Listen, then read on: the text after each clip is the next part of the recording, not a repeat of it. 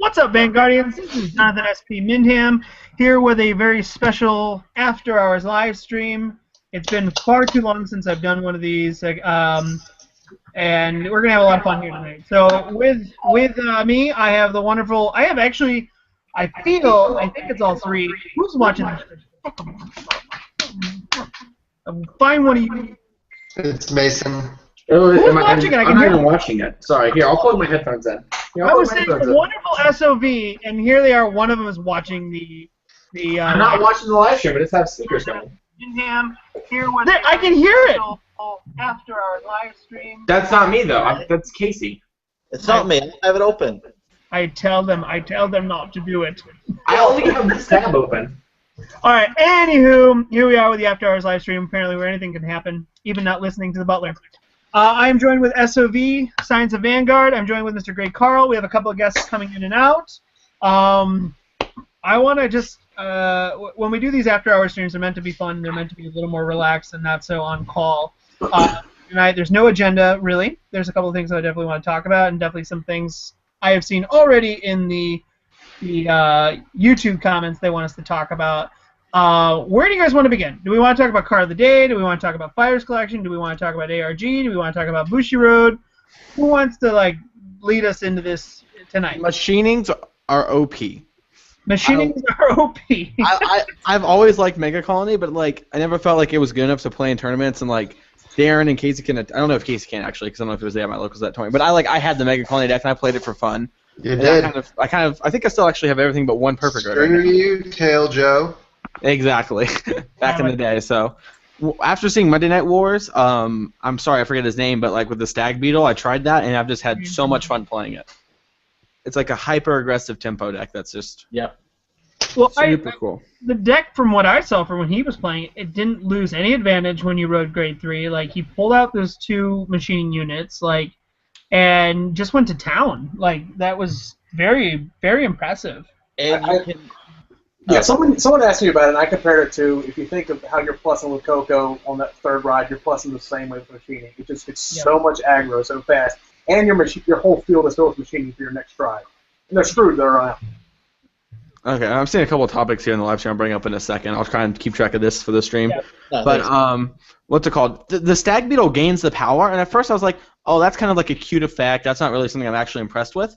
And I was playing versus Dodex, and I just saw them drive check a 3 and a 1. They had 5 cards in hand, and the 1 wasn't a perfect guard, and I called out a 9 and a 7, and I was like, my Vanguard's attacking for 26 unboosted. That's insane. Yeah. And it's not a limit break skill either. So if you're rushing them early, it's absurd. And you can abuse it with the new Elemental that when you stride it on a 10k base, you can add the Grade 3 back to hand. So you can keep getting Stag Beetles back by pitching your other Grade 3s to get your field presence back. It's a really good toolbox as well.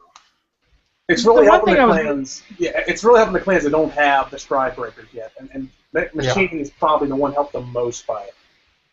Yeah, I would agree.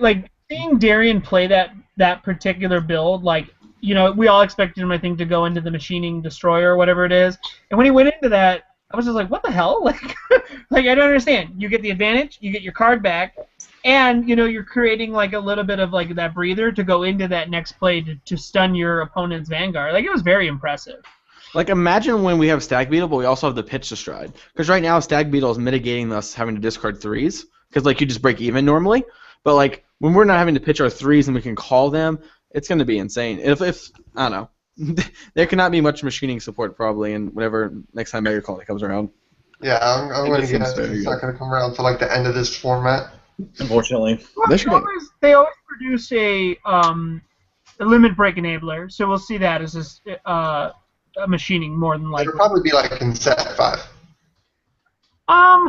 Yeah, when you look at when Mega Colonies come out, it was in set 4, it was in set 15, I think it was the only times we've seen other than Extra Booster.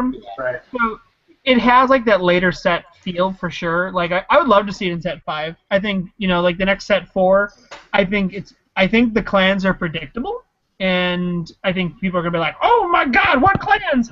I'll make a list of the clans I feel are gonna be in set 4. But I honestly think based on what we saw in the strides or from Fighters Collection, they kind of allude to what we will be seeing in the future. So. I think you can guess. Like Genesis didn't get an on-hit stride. It got strides that did things. So I think Genesis will be seen in set 4. Yep. Also, clans that didn't get like a Persona flipper. Yeah. Are probably Yeah, there was a lot going on or Mega Colony did get an on-hit stride though. Yeah, so I don't think they're going to be around. I don't think that Mega Colony will be set 4, but I definitely think there are clans that will be getting that set 4 support based on what we saw in the Fighters Collection. Like I think they're alluding to the fact that more support's coming very quickly. So I think Genesis is definitely a safe one. So BKD Knight asks, should Cat Butler go to 2? And I'm going to expand that question to, should Cat Butler go to 2, and should Laurel go to 1, and should Tower go to 2? I think the 3 cards. I think Butler is fine. I think Cat Butler is fine. Calamity Tower, I honestly feel is fine, but I think Laurel is fair enough to go to 2, not 1. I don't know. John, what do you think? Sorry. DP was such a disappointment. I don't feel like going to 4 right now matters. The only time I ever see DP's Laurel going to 4 is Fighters Collection, Metal Board, support. Yeah. Right. Like, the fact that they get a crit trigger that gives them power, the fact that they have other units that increase their own power, like, you can play that mix, that Gallopy Metal Board mix. Yeah. It's so deadly. Like, that deck itself is the one I would fear the most out of anything. I don't fear Tiger. I don't fear any of that because at that point, it's already doing the damage. You know what I mean? Like, Laurel's just like extra overkill. Like, we just dropped a bomb on your house kind of overkill. Like, we don't need to have Laurel at 4 or at 2 or 1 right now. I think it will come June. That's when it should go to at least 1. Yeah. Yeah. And even hitting Wyvern, people can just tech in Grom. It's going to change the archetype, but in 3 weeks from now, the whole meta is going to shift a lot with Lambros coming out. It's going to. I mean, all they do if you're just trying to use the Gallon Claw or the Calamity Tower to Soul Blast, you just tech in the card that unflips instead of drawing a card. I think the unflip is really good for that deck. Yeah. Especially with the Ace coming, Legend Soldier Grom, Soul Blast 2 to unflip 2 damage is really good. Yeah, so you won't be running. Oh, sorry, go ahead. I'll say because you won't be running Tower at 4 anymore with the new support coming out. You'll be putting the unflipper in, so you shouldn't hit Tower for all the other decks. Just for the Dodex matchup, which is going to be getting rotated out soon until Ace comes back. What I absolutely love, though, and my favorite thing is, remember, like a few months back, we're like, oh, the Sing Saver Dodex is so broken, like so broken. We have so much of it. Everyone's been playing it. They're like, we're possibly going to hit it. What do? They give us a stride, the Overlord stride, whether you love it or hate it. It still works for the Overlord clans. Like, so is that a deck that I think we're going to see a lot more in Japan? I think we're going to see Ace, we're going to see Diablo, we're going to see a lot of those big-name clans, and I really wonder if they're going to restrict anything at all right now. Like, I just feel like they're going to restrict soon. I think it's going to be the Shadow Paladin stride. I think it's going to be Diablo. I hope they don't pull a Yu-Gi-Oh! And ban something, or hit it like a month of it being out already. I mean, the deck by itself is not complete. It needs some sort of... That card sucks if it's in the mirror, I'll just say that. That card wrecks the mirror. True. I mean, but like the way Bushiroad's released their current sets, like we haven't had like overly oppressive board retire. Like Murakami has a little bit right now, but it's doing a lot more with binding of stuff. And then Kagero has some, but most people play Dodex, and you don't really ever use X's skill unless you have an extra X. So that doesn't happen too much, and Link Joker isn't a thing. So all the G1 decks right now are super rearguard dependent. Right. So I don't think Diablo is a big problem right now, honestly, because like most of the decks are committing to board a lot. Aqua Force, Nova Grappler, OTT, Maidens. What the fuck's the other clan? Great Nature. Great Nature is like the least of it, and they still almost always have a back row. Yeah, Great Nature actually gets screwed a little bit because with the resist, the Diablo units, they can't choose those units. Like, they have to choose 2 other units. They can't choose anything with resist. It can't be targeted. Yeah. Exactly. But there aren't actually many good resist units. Like, if we're being 100% honest. Yeah. I haven't found any that I want to play. Like, Sleeping Caper, I think, the Anteater was the only one I ever felt like was good. Yeah, he's close enough to playable, but I don't know. In the Testra Fox build, not many people I have seen being successful with it. I haven't, at least. So he's basically just talking about himself there. He's a very, very humble Mason Clark, ladies and gentlemen. Always. He's the most humble person there is. Always not humble. While we're on Mason Clark, let's talk about Aquaforce and let's talk about its impact it's going to have here. The one thing like I've seen in the group, and everyone's like, "I need my Aquaforce! Oh my God, Aquaforce! Oh my God, Aquaforce!" First of all, people, we've known about these cards for like months. Like This happens every time. That happens every time a set comes out. I really don't get it. Like you complain, everyone bitches and moans about the price. First off, number one, I can't believe Glory Maelstrom's this. I can't believe Maelstrom's this. I can't believe this is that. Title Assault's 5, 6 to 10, whatever it may be. When the support comes out and you look at it and you go, oh, he restands units, gives powers, like. To me, that's going. Let me go on TCG Player right now, cheap plug, and buy those cards. Like, I don't know why we wait until last minute. Like, right now, people it's supply and demand. Don't even get me started. Don't do that. Don't do that tonight. I'll make a draft. I'll be right back. Well, this is a lot of bad people are wanting. But this happens every time, right? Like, so like right now, Dark Irregular stuff's probably going up a bit, right? Because of the new stuff, which we'll get to in a minute. I understand that. But like, that's going to happen. Then we're going to have G2 come out and Fire Collection. People are going to forget about it. And then around, this time again, like 3 or 4 weeks before the set drops, everyone's like, I forgot about Dark Irregulars. Because Bushiroad releases so many freaking cards so often and tries to always keep the hype up. Hi, Mike. Up, that like there's never any downtime. Other card games have months between sets, and we have like not even a month. Well, usually not a month. Yeah, well, there's a gap month, Mike. There's like always a set each month. Yeah. Whether it doesn't even have to be a set. It could be a trial deck. It could be an extra booster. It could be something. The meta changes every 4 weeks. Yeah.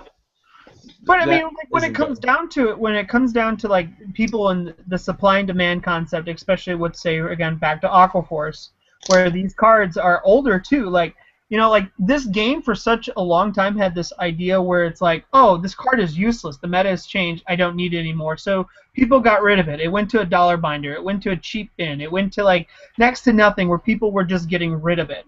Then all of a sudden, Shiryukis and the Gusto Storms and all these things have become relevant again. And their prices are going up. And the first thing you see are tears. People are like, I can't believe I don't have these cards anymore. Why? And they're so expensive. I mean, like, we have freaking triggers that are worth like $5-6 now. Like, still. Yeah, the Aquaforce trigger is ridiculous. Like, I'm just sitting here going, people, like, you play the game. Stop playing it in the respect of this, like, I'm the whimsical, I'm going to trade off my deck, and I'm never going to get it back, and I'm going to go to another deck, and then when something comes out, they're like, oh my god, I used to play Pale Moon, let me go get these cards again. Like, and then they go look at the price, and then they freak out. Like, it's expected. Like, support is support. Like Bushiroad has said, older stuff is getting support. Look at coming up things. Look at Link Joker. Like, we're gonna see Starvaders. Like, everyone should expect that. Hey guys, here's a pro tip: buy your Chaos Breakers now.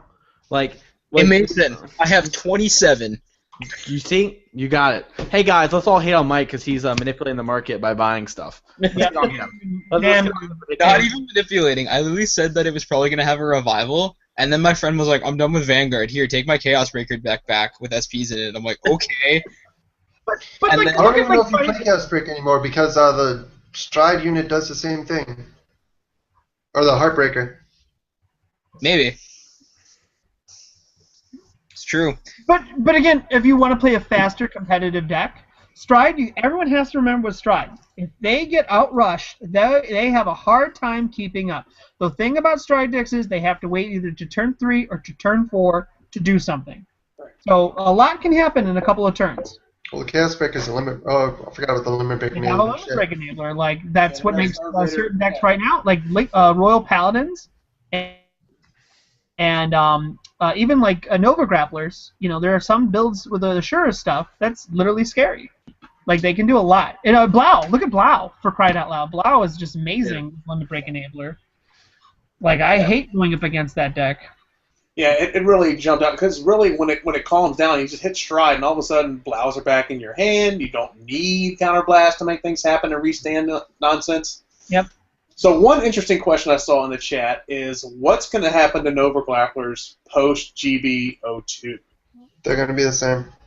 Yeah, you're still gonna probably play the deck I might be playing Saturday. Right. But from a team tournament aspect, so since we're in the height of Springfest right now. Yeah. Wait, Mike. that- Wait, hang on. I'm sorry to interrupt you, Mike. Are you playing in a Springfest this Saturday? Yeah. What deck are you playing? Either my Revengers or Stride Mega Flare. Stride. So you play like Victor and Cat, Mega Flare and Cat Butler and all that stuff. Mega Flare to Victor. Okay, that's very similar to what we have. I'm sorry. Continue, Greg. Yeah, it's good. Oh, thank you, sir. You're welcome. But no, I think really is that third spot, in 3 weeks from now, because like you're saying, every 4 weeks the meta's changing, that third spot's probably going to become Aquaforce. Where we're seeing, some sort of Paladin, some sort of Dodex, and Aquaforce. For a Great Nature. Or a Great Nature could step in. There's a lot of variety. I think when GB2 comes out, Aquaforce immediately replaces Nova Grapplers in the aspect of the rush.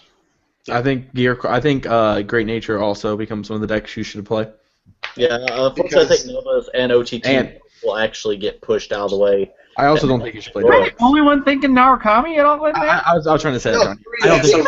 I don't think Narukami, Aquaforce, OTT, or Narukami, Aquaforce, and Great Nature, and then Royal Paladins in the fourth. There's ready for everybody on Vanguardians to just cry and be like, why is sweep command $20? Why don't I have sweep commands? Sweep command was $2. Why is it $20 now? Hashtag command swept. I bought 6 for 60 cents a piece. I went to my locals, and they still had mine from when I sold them to them for 10, and they sold them to me back for 2. I bought my SP from my locals for $3. Okay, hold on. I want to go something real quick because I'm seeing so much stuff happen in this chat, and they have a lot of questions, and a lot of them are good. But one, Mr. William Cole, we have not talked about Laurel will be banned 100%. We did say we think that could happen. I personally think come June, I think Laurel will be banned. But Bushiroad has got this really weird thing how they do things. If it didn't happen pre-large-scale tournaments, it won't happen during. It'll happen after. So if we ever see Laurel banned or restricted, it'll be before Worlds. Right. Honestly, they won't do it in the midst. Just in my opinion, I don't think we'll ever see it get restricted. It would have to be outright banned in Japan for us to get it banned. No, I think you'll see it go to 1. I think if they were ever do it, they'll follow suit. I just think it's inconsistent. By then, the amount of support that comes out. By then, the amount of support that comes out, DP will be an afterthought, unless metal boards are doing something so great. It really depends on what support comes out after the Fighters Collection, because right now, like you mentioned earlier, D-Police aren't doing enough stuff to man Laurel for us getting hit. And the Stride for metal boards will have to be amazing in our meta for it to happen, but we're going to be getting like at least 2 to 3 sets before we get more D-Police stuff, so there'll be no point of hitting Laurel since it won't be ran. Yeah. And, I think overall, like Dimensional Police, I got to see some really awesome stuff the last few days, and I got to play against some of those decks. They have enough support where I think they're fine for now.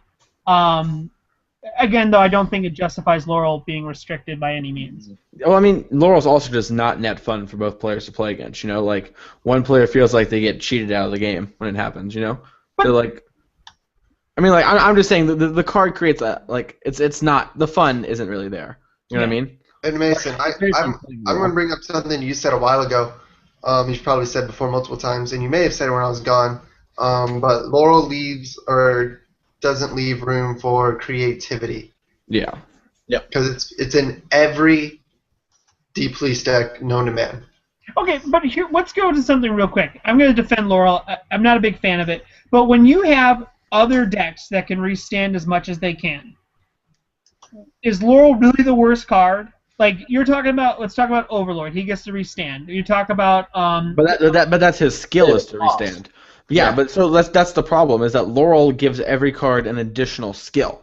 Yeah. I don't think that also that there should be that many restanding Overlords. I think Overlord should do other things as well. But Bushiroad not believe in so. Well, I can't unfortunately persuade them in that matter. But I think that they should get off the restanding thing. That it isn't net fun for the community. Just same thing with Laurel. Restand and gaining extra crits and not being able to guard aren't fun in high doses. People don't like that. Every now and again they're fine with it, but if round 1 you sit down, you play against Laurel, and your opponent played is it X Tiger that gains the critical if you have 45? Yeah. So you play X Tiger and they attack, and you look at your hand, and you're like, I can make it 1. You drop your whole hand, they hit like a draw trigger, let's say, and they restand and do it again, right? You're just out of the game. Like, and then like you play next round, you play against Dodex, and you're like, I'll make it 2, and they're like, I just win if I hit it, and then they hit it, and then they restand. And then like you play against Glare, and Glare's like, because they're in the O2 bracket now. Glare's like, oh, I just pitched 2 and I win now. Then like you play against Yggdrasil, and like I don't think that's good game design. Like just putting it everywhere. Like I also don't think Silent Tom is good. Like I think he's obviously a good card, but I don't think he's net fun. But and also to Jonathan's argument with Laurel, though, Laurel's effect is extremely cheap for letting your Vanguard still get effects off when those effects instead would have went to restanding. Well, the funny thing about that deck is the ability that they have where it's like if this thing hits and it's 47,000, 37, whatever it may be, yeah, a couple of triggers will put you in that spot, which then is even scarier because it's like, oh, 2 to pass, trigger 1, trigger 2, all these effects explode. Yeah. And Laurel, and then all the effects again will happen. Like it's such overpowering. Like it's like just having a steamroller just get you, and it's like get out of the way, and you can't. Like it's just literally there to crush you. And sorry, go ahead. No, and since we're talking about Dimension Police, so in case anyone hasn't seen it in the group the past few days, we did get confirmation from Bushiroad that Cosmic Hero skills, especially X-Tiger, triggers count towards that magic 45,000 number. So if they hit 45 with a draw or a heal, guess what? He just got a crit too. Yeah, and if you look at the wording, guys, it makes sense because it says when the attack hits. Like Metalborg say when they attack, so the game says, all right, we're attacking now. Let's see if we activate the skill. Cosmic Hero say when the attack hits. You could be like, hey, you're 45. You're 40,000. You don't have your ability yet. I'll just take it. Yeah, So guys. That happened to me yesterday. I was at 1 damage, and is Falcon the one that takes the card from the rear guard to the damage zone? Yes. And he triple critted me, and I went from 1 to 6, just like that. Yeah. Nice. It was like, yeah, it's scary. Yeah, Mason. The other ones all worked. Like the other ones were all fine. They all said when they attack, they got the skill. The problem with the one we had to ask about was Tiger, because Tiger was an auto skill that at the very end of it said, like it was like flip 1, gain 4 for each one face up. If this unit is 45, it gets an extra crit. The problem was if that was 2 skills or not, and they said there's a missing ability icon. Okay, it has to be a second auto skill. Gotcha. Knowledge. We got a couple more questions here, and this one was directed towards me about the question is for Butler, but I think you guys can all answer this because Mason especially. What do you feel about Maidens versus Musketeer with set 2 and Fighters Collection? Which do you think will be better? Musketeer. Guys, I can't even I love Neonectar. Like I am the biggest opponent for Neonectar, but the problem is Maidens are too slow. They require too much field presence to do what they do. The great thing about Musketeers is, oh, I call this unit. It might not be the one I need. I'm going to sack it and get a better unit. They make they do that from turn 2 on. Like, even turn 1, you could almost sometimes do things depending on what's going on. Like, it's just one of those things where it's like they're too good and too fast. Like, they outpace stride decks. They outdo stride decks. Guess what? They get a crit trigger in May. Guess what? They get another unit or 2 they get a couple of strides that improve them. Like they're just the ideal build. Like Maidens are beautiful if you are playing something that doesn't retire. Then you can super their ass all day long. But like for the most part, they're just too slow. Yeah, they're a kind of a. I like Ultimate Vitamin Dragon. Like I think that's a great unit for the Lemon decks or whatever it is because it's like, oh, I play this, 3 units get 5,000. I play another one, 3 units get 5,000. It's continuous. It happens all game. It's great. So, that being said, like I just think that's the better one. Okay. We have someone asking about Extreme Fight as well. So anyone else? So we just had another person join. So if those aren't following along, Mike Carvalho has joined, and also the Mr. Mystery Flare himself, Blake Broussard, has joined us as well. Blake, you just got back from seeing Avengers, right? Without saying any spoilers, did you like it more or less than the first one? Let me. The simplest terms I can put it in is the meme I'm about to quote is the exact phrase of how I felt throughout the entire movie. Stop My penis can only get so erect. My penis can only get so erect. You heard it from Blake, and he loves mystery flares, so take that, what you will. Okay. Let me just say, there were times I yelled. There were times I cried. There were times where I wanted to kiss the person next to me. I'm going to go see this with a couple of people. John, let me tell you. Mason, guess what we're doing in Atlanta? Oh my! Meeting group. Showing. I'm up for this. Oh my! I always had a feeling Casey was confirmed, but now. Well, my boss, I had Friday booked off because we're doing team league practice, and he's like, "Oh, are you also going to see Avengers?" I'm like, "No, I'm practicing for a card game tournament." It's like the saddest thing ever. You know what's not the saddest thing ever though? The awesome new Dark Irregular support. Segway. Oh, God. Well I done. haven't. So I read like one of it. Guys, just to let you know, we will get back to your questions. There's a lot of questions I'm seeing building up in the discussion, which is great. I'm glad everyone's watching and asking things. We will get back to them as soon as possible. But I do want to talk about Dark Irregular. Jason did have a one collection post that I can read from. It's called the Vanguardians. It's So the active group. his name is the one who is the evil bastard, Gita Race, whatever. One is who abhorrent, Gita Race. So I gotta say I this: found it. those who have stuck with Dark Irregulars, bless you, because you're finally getting your reward, your payoff. Yeah, slow golf clap for Dark Irregular players. Like, I know a couple of them. I know, like, I've been playing Dark Irregular since Still Vampire days, man. I love it. and My Still standout for me Vampire is actually really so cheap. like this stuff that's coming out is for Still Vampire. Like, good for him. I have 4 for trade, by the way. I got mine already. You're not gonna play him. Or just in case. He's just there. So your guys' thoughts on the card today? Does anyone have it in front of them? I don't have it in front of me. So, yeah, the card is... So here's the effect. So you flip a copy of once per turn action. If you have 10 or more in your soul, plus 10,000. Then, if the number of cards in your soul is 15 or more until the end of the turn, you get the Maelstrom effect. Cannot call grade 1 or higher to guard. And if the number of cards in your G zone is 2 or more, this unit gets critical plus 1. Yes. So can we just talk about how it got 3 great effects? Yes. Yes. Yeah, None of them are getting guarded. none of them are subpar at all. As long as just say counterblast 2 and restand as well. It also doesn't force you to be at 15. You could just be at 10 and get skills. Exactly. Oh my god. So you get to 10,000. You get to have your opponent not be able to guard. Yep. It's like a pyramid scheme, John. It's like you just keep getting the rewards. Critical trigger. Like Dark Irregular players just shot themselves tonight, like in the best possible way, because there's so many ways to soul charge now. Doreen, imagine that bitch on the field. Like, good lord. Like, God, Someone has a good point in the chat. You still Vampire with that, doesn't it? They can't guard, right? They can only guard with 0s. Like, oh, I guess that doesn't change much. Yeah. I guess it becomes really hard. Someone just said still Vampire and it came to me. but they counterblast, don't they? Isn't everything counterblast? I don't think the Stride counterblasts. No, there's no counterblast. There's 0. All you have to do is flip one up. There's no counterblast required. Well, what about the Stride unit? The That's what we're talking about. No, I'm sorry, the grade 3, the Stride Breaker, the generation, the Heartbreaker. What is I don't that? think he does either. I don't think it does. I think it soul charges too. Okay. Yeah, so Even just better, give and it- I think it retires your opponent's unit as well. I think it says they retire. Yeah, I'm bringing it up. Because I know its Generation Break skill is pretty good too. Well, like part of that too is the M on it's trigger. Galahad Vampire. It's Counterblast 1 for when you stride on top of it. Soul Charge 2. Choose one of your Vanguards, and it gets the if you have 6 or more soul, retire one of your opponent's rear guards. Not looking forward to that at all. I'm so happy. Because the enemy effect...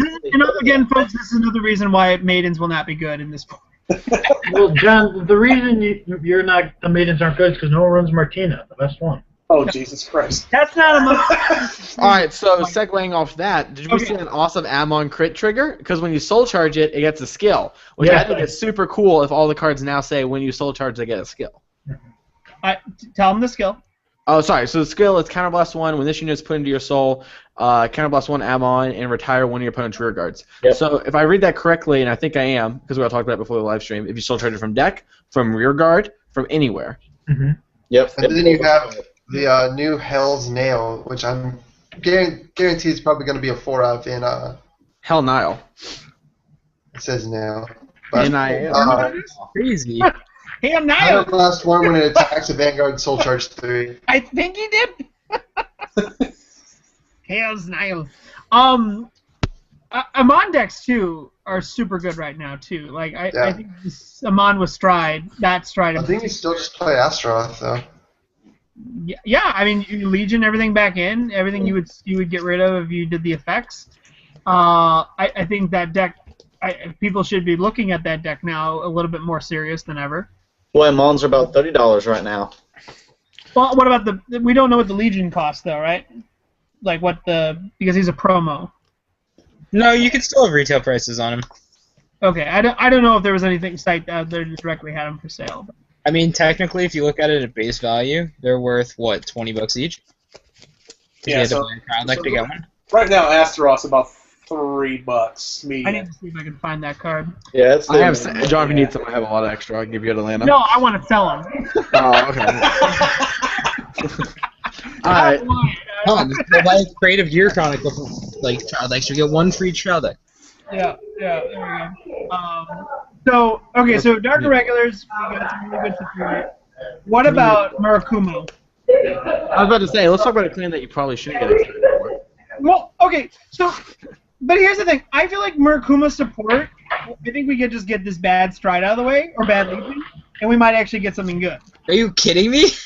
So hang on, we can't know that Stride is good or bad. Legion. Okay, wait. We can't know if it's good or bad, in my opinion, until we see the entire set, because there's a chance that becomes like the new archetype, Megatsu Storm. Yeah. I don't think it is either, but what if it does? If it does, then that Legion's insane. Bushiroad has not done that yet. Well, what better clan than the one that has like no support? But like the whole Megatsu ride chain, I feel like they might get some way that calls the grade 1 and 2s to stay. Like a Darwin? Not sure. That makes sense. Superior ride, like a Darwin effect. Kind of like something that's like a grade 1 or like a starter that's like when you perform Legion, push it in, choose a grade 1 and 2 from your soul, call them to rearguard, then choose a grade 1 and 2 with the same name and call them to rearguard. Because that way you could rip out like the ride chain for like. Yeah, but it says when it performs Legion, so your timing then becomes. You play Musketeers, you know that the 1-turn explosive thing is amazing. But with this Legion, you keep getting added the Legion back to your hand, since when you call it from deck, you bounce it to your hand. Yeah, so exactly. You're going to be able to Legion and pressure with 32 columns. Okay, so that or Stride then, like. And if it's anything like Codex, if we get something like Wyvern Tower, or just anything that's Soul Blast, we can just keep the cycle going and Legioning every single turn while getting stresses. I think you do have to discard for that skill. It's real. I think we'll see another healer. 32 columns. That's a lot stronger than Dodex. Has anyone seen this random Kagero Stride that's at 3? That crazy crap card? Mustafa? It's so interesting. Like, I'm just reading it and I'm like, this is really interesting. Interesting bad. It's like Counterblast 1 to retire, and then everything becomes Calamity Tower. Or not Calamity Tower, sorry. Everything becomes Bellicosity. Yeah. It's kind of cool. It will support like Blade Master type stuff if we move more that direction in G3. I want to see how many Magutsu Storm units there are. So we I have. think there's 3. So there literally is 4. A 3 and a 4. Or sorry, a 0, 1, a 2, and 2 3s. Yeah. And then also they have so the ride chain, everything. Like I don't even fucking think that's good at all. Like I understand. Like they need more units that say that then, and then maybe.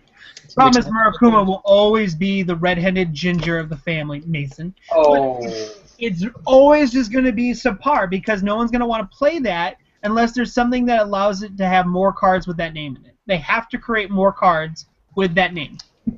Yeah, or cards that gain a name. Like that'd be kind of interesting. Okay, so now you just created Flower Screen. You just created Musketeer or Maidens again. Well, hey man, listen, Maidens for the Murakumo. Listen. Well, the thing Vanguard isn't deep enough of a game. Let's just get real. Megatsu Storm has the effect to call more copies of himself out anyway, and then they go back to the bottom of the deck without you having a chance to get them out of the deck. So he's keeping his effect of calling more to the field, so you always have Megatsus on the field because of that. Well, I mean, there's a way you can make the ride chain. I mean, it's just a pure Megatsu deck, but I mean, Shiryuki in the Stride format for defense, as we saw Monday night, is pretty good. Mm-hmm. So, I mean, I don't think there's any way of anywhere between the two shall meet. So it's kind of tricky. polar opposite of each other as far as what they're supposed to do. Like, it's not even like, doesn't even feel like clan friendly. Like, it's just like one's hyper aggro, the other one's the perfect defense. Yeah. And you know what's weird? Yeah, sorry, go ahead. I just realized this. This kind of makes me mad. So, Amon stuff is still a thing in GBO3. It's the only archetype that they moved over. What the hell? That's really the only archetype they focused on. Yeah. But everyone else's support was like singular. Like everyone's wasn't archetype based at all. There was like 2 cards per archetype.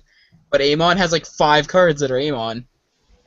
Okay, but they needed it. No, there are eradicators in G2 as well. Yeah, there was a couple. There's like 1, but I think the rest of them are going to be No, blast. they get a trigger. They get a grade 1 and a grade 2, I think.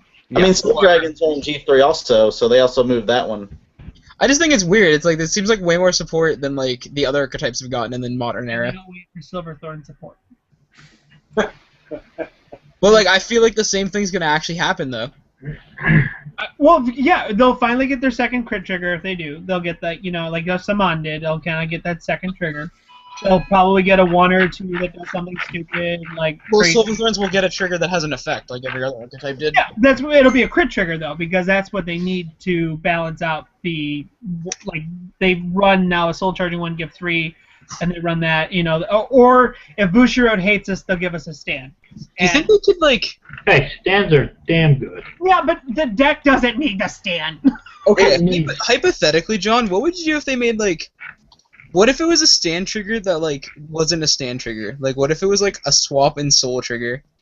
All I know is when you hit 6 damage, I lose. So High Morse actually has I want a stand trigger that's not a stand trigger. I think I understand what you're saying. Like, you put it in, you pull something out. Like if I mean, like when you check it, you pick a unit, you push it in, you pull something else out, and give it 5. I would actually rather see a perfect guard that did that. I guess, but that would be. But that's in defense. Like so it just doesn't. To me, like Silverthorns is Pale Moon. They just need a Legion. Get back their all I want is this 1 card from the G3 cog or G3 cog. This is all I want.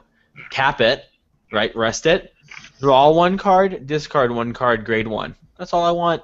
I just want a better Gojo. Literally, that could be the only support from this set, and I will be happy. Mill, you want like Mill Overlord Gojo? Would that make your life? No, I just looting, like drawing 1 card and discarding 1 card is infinitely more powerful than discarding 1 card, drawing 1 card. Oh, you want to see the card that you're giving a card up for first? Yeah, I want to have all the information. It's sweet. So Mason, I have a solid suggestion for you to email Bushiroad. All right. Just be like, all right, so here's what you do: you take the set, you vomit all over it, you ship it. I don't feel like that's like productive use of my time. I mean, like, it's clearly what you just suggested. Why? The card I suggested is completely. That would be literally retarded. It's a very powerful card, yes. It's much better than Gojo. Okay. So I want to segue back. We've been all over the place, but we've lost a lot of questions here. And one question that I saw was, what do you think? Do you ever think Blaster Blade will come back, or if he'll come back anytime soon, like in a Legends deck or something like that? Now, this is actually a good question across the board, not even for Blaster Blade, because they've done the Legend decks now. The reason they're doing Legend decks is for characters that are no longer in the show, basically.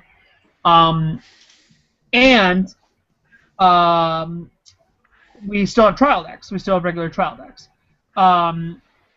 Personally, the Diablo stuff was great for the clan, like for those who are fanboys of Ren and so forth. I think that's a great set for them. I don't think Blaster Blade will be back in the show in a Legend deck. I think he won't be back in a card. I think he'll come back in the show. Yes. I think they're gonna do like what they did with Jaden versus Yugi. Yeah. You're gonna see like an Aichi versus Chrono kind of thing. Well, I mean, like in that show right now, like I haven't watched like the last 5 episodes, so forgive me if this has already been gone over. But isn't Kamui like a high-ranking fighter now in the TV series? Yes. Yeah. He is. Yeah. They're all going to this regional. It could very much be like Kamui's like, hey, I'm going with you guys, and like, see, I'm going to go join my team, and then it's Misaki, Aichi, and Kamui, and then they meet in the finals. Plot. Yeah. Well, it's funny that you say that because that was the one thing I had read that someone was talking about. They were like, Apparently, this is like a spoiler I read on like the Wikia forums. Not spoil my awesome TV show. Warning! It was like That's so good indeed. apparently this is gonna be a thing. So apparently there is gonna be like the team regionals for like the new show, and it's gonna be freaking Chrono and his band of idiots. I don't know because I don't watch the show. Waifu. And then they're gonna get to the end, and they're gonna be like, "Oh, it's Team freaking Foo Fighters, and it's Aichi, Kai, and Naoki." And Ren. It won't be Ren because they said No, it was gonna be like Aichi, Kai, and Naoki playing Kagura, Royals, and Narukami. There's also been picture spoilers showing that there might be a time backward skip where Chrono goes back in time. 'Cause there's pictures showing of like young Aichi and other ones. They might bring Blaster Blade back that way. I wouldn't be surprised if they did do the if it was a team. I'm guessing it'd be Gaiard instead of Naoki. Mm-hmm. Maybe, I don't know, but like, yeah, it was. Gaiard is Aichi's right hand man. Well, they've already said that Gaiard that Kai went to Europe to play with Gaiard, so it's very possible he can welcome back. I'm just waiting for Daigo to come back, guys. Apparently in the anime, the European players are good. Well, Diago or whatever his nuts is, he'll probably get the Daigo. legend deck. Dude, Daigo's still lost in the forest. Rip.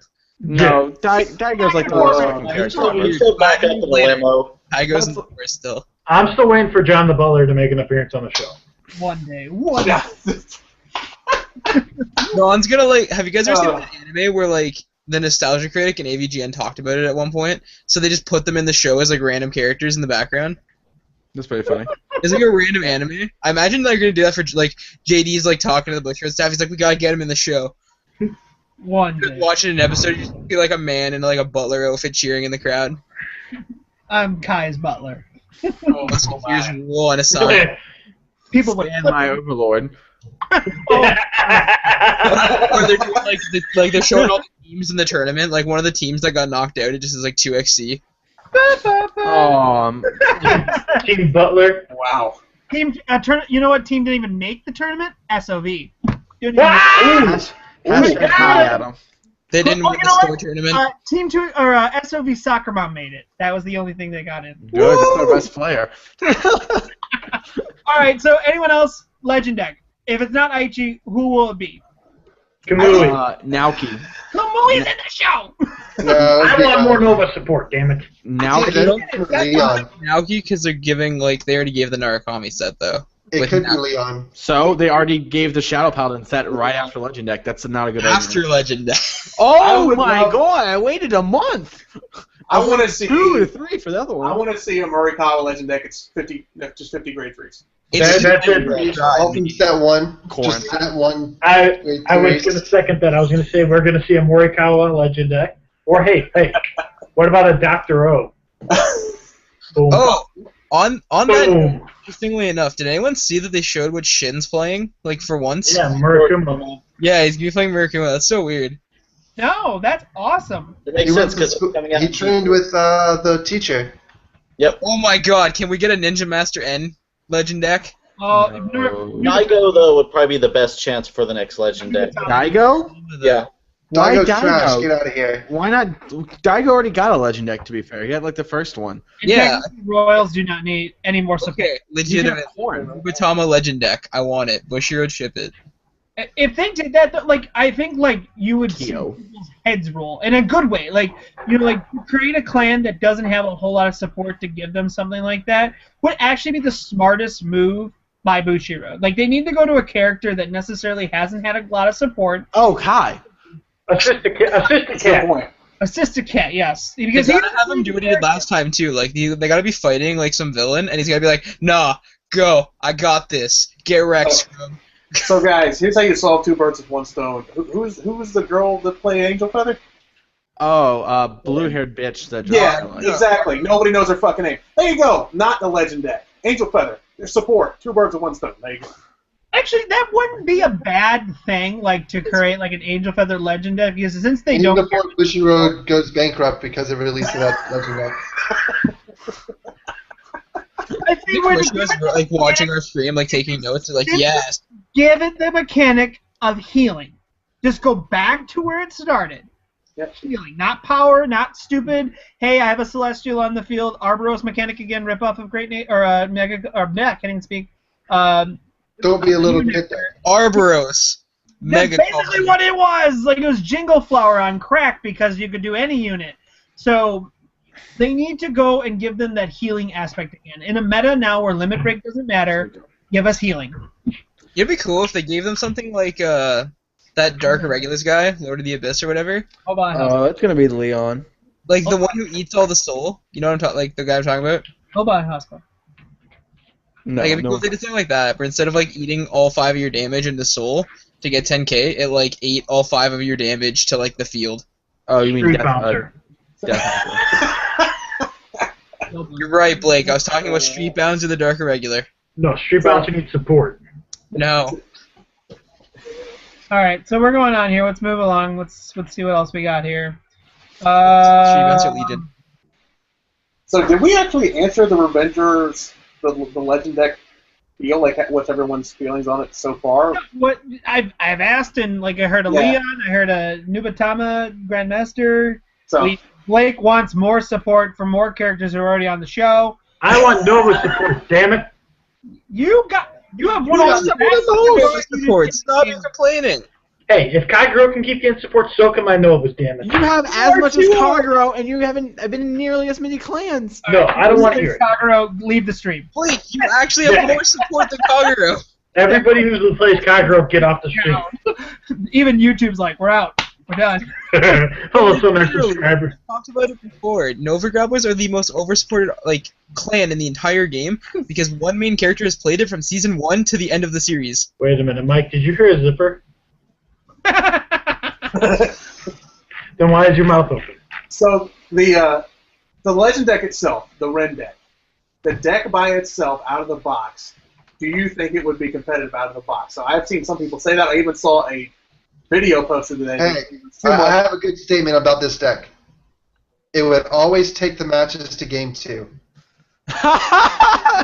The deck was so good in a 2 out of 3 format, and get them to game 2.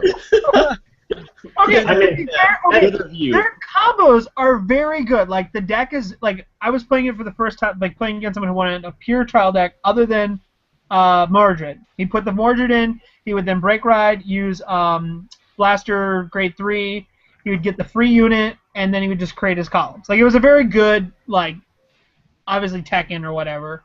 But, like, the deck has so many, like, oh, if you're striding, all you have to do is discard a card and it gets +3. Like, that's annoying. Like, that's super annoying. Then they had the Sharon that says when you retire a unit for an effect, this acts as 2. Again, super annoying. Like, why did they feel like they had to do that? Like, you're now making the stride aspect so simple. Like, every other deck now has to compete, needs those things. By the way, we lost 7 viewers. Slightly different, right? Who cares? People are going to go see Avengers, guys. Come on, that's way better than this. I already saw it. I think they need to do more things like the Perfect Guard, though, where they need to expand. Because Bushiroad has this thing where they're really afraid to do anything, and so they just copy and paste it over to every other clan. Yep. Quintet walls for everyone.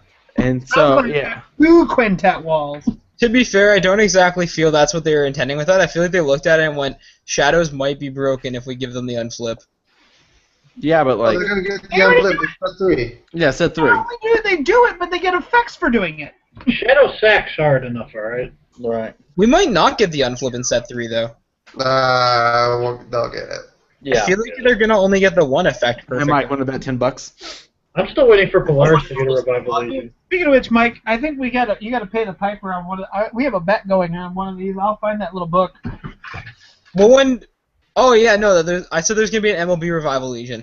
I was wrong. There's a fucking MLB Stride. You got your Sing Saber, so I got a little book right here. It's true. It was a Stride, not a Legion. So John does have me. I do owe John $1. Gentleman's wager of $1. You only bet dollars? Oh my gosh, John. You're going to be broke when we're done in Atlanta. Oh, yeah, no, son. All the strippers. No, we're going to get our money back. We have the entry fee. That's true. Yeah, shall we, Okay, so I owe you for the Asmodee reprint because they did do a... Didn't we do that as something else, though? Didn't we do that as, like, let's just see? DP Extra Booster. Die Robos on cover, Die Robos on cover. Not on cover. No, so not on cover. X Tiger on cover, so I won. So Wait, is he, though? It's X Tiger. It's X-Tiger, buddy. Get got. Next. I don't know. Next. Start writing the check. No, it is okay. It is him. So, I thought Myers was also so on we it. basically, you owe me $1, and we'll call the rest even. You guys are so lame. Bet like hundreds. Stop betting dollars. Yeah. Is it like $1.50? Because like I said, MLB Revival. It was a Stride, not a Legion. I only owe you $50 on that one. Okay, so we talked about. Let's go back here. I actually want to go look at what grade. Like, can we talk about shadows without like being children? What do you mean? What How do are we you, being children? what do you think? This like as like a competitive standpoint. What do you think people will run with Diablo? Because I still can't think of a suitable grade 3 to pair with them. Because I don't think They'll run Revengers. Come out. Here's the done. secret. You just take the Stride and you put it in your deck. Oh. Take the Stride, put it in Revengers, GD no re. Oh, that's actually not okay. What if you're in Cormac? Ooh. How about we just play our normal super fucking OP Revenger deck that already competes like Pretty 5 much. sets later? What if I want to Let's have go with the Stride. fun without just playing the cookie cutter? Well, Okay, well you said let's be serious here, and I'm being True. serious. Blake, Yeah. you forgot. But like I feel like I feel like it doesn't need to be that like though. I feel like it doesn't need to be just Abyss with Diablo in there. Shadow's set hard enough. Here's as it is. Revengers. Here's the Legend deck. Ignorant. Here's the Strides. Ignorant. There we go. Yep. Here's your Revenger deck. Here's your I Stride can deck. afford a couple $100 on bets. I don't think these guys can. A Gentleman Waiters is actually more about the pride aspect of it all. It's not about the money. The hell it is. I want the Dust money. Blaster Ride I'll Chain make a for bet a with you. knockdown. Get out of here, Brett. Those people are competitive enough for this channel. Jonathan put the stream into this scenario. Bushiroad is asking what you would want as a brand new form of trigger. I like the idea of the one per deck miracle trigger that becomes whatever you want it to be. Oh well, who wouldn't? I got we got this. We got this. Remember we talked about it like up till 5 a.m. When you check the trigger, it flips a card in your G zone face down. Yeah, I would like to see a new Stride trigger. We Then your effects actually become relevant again.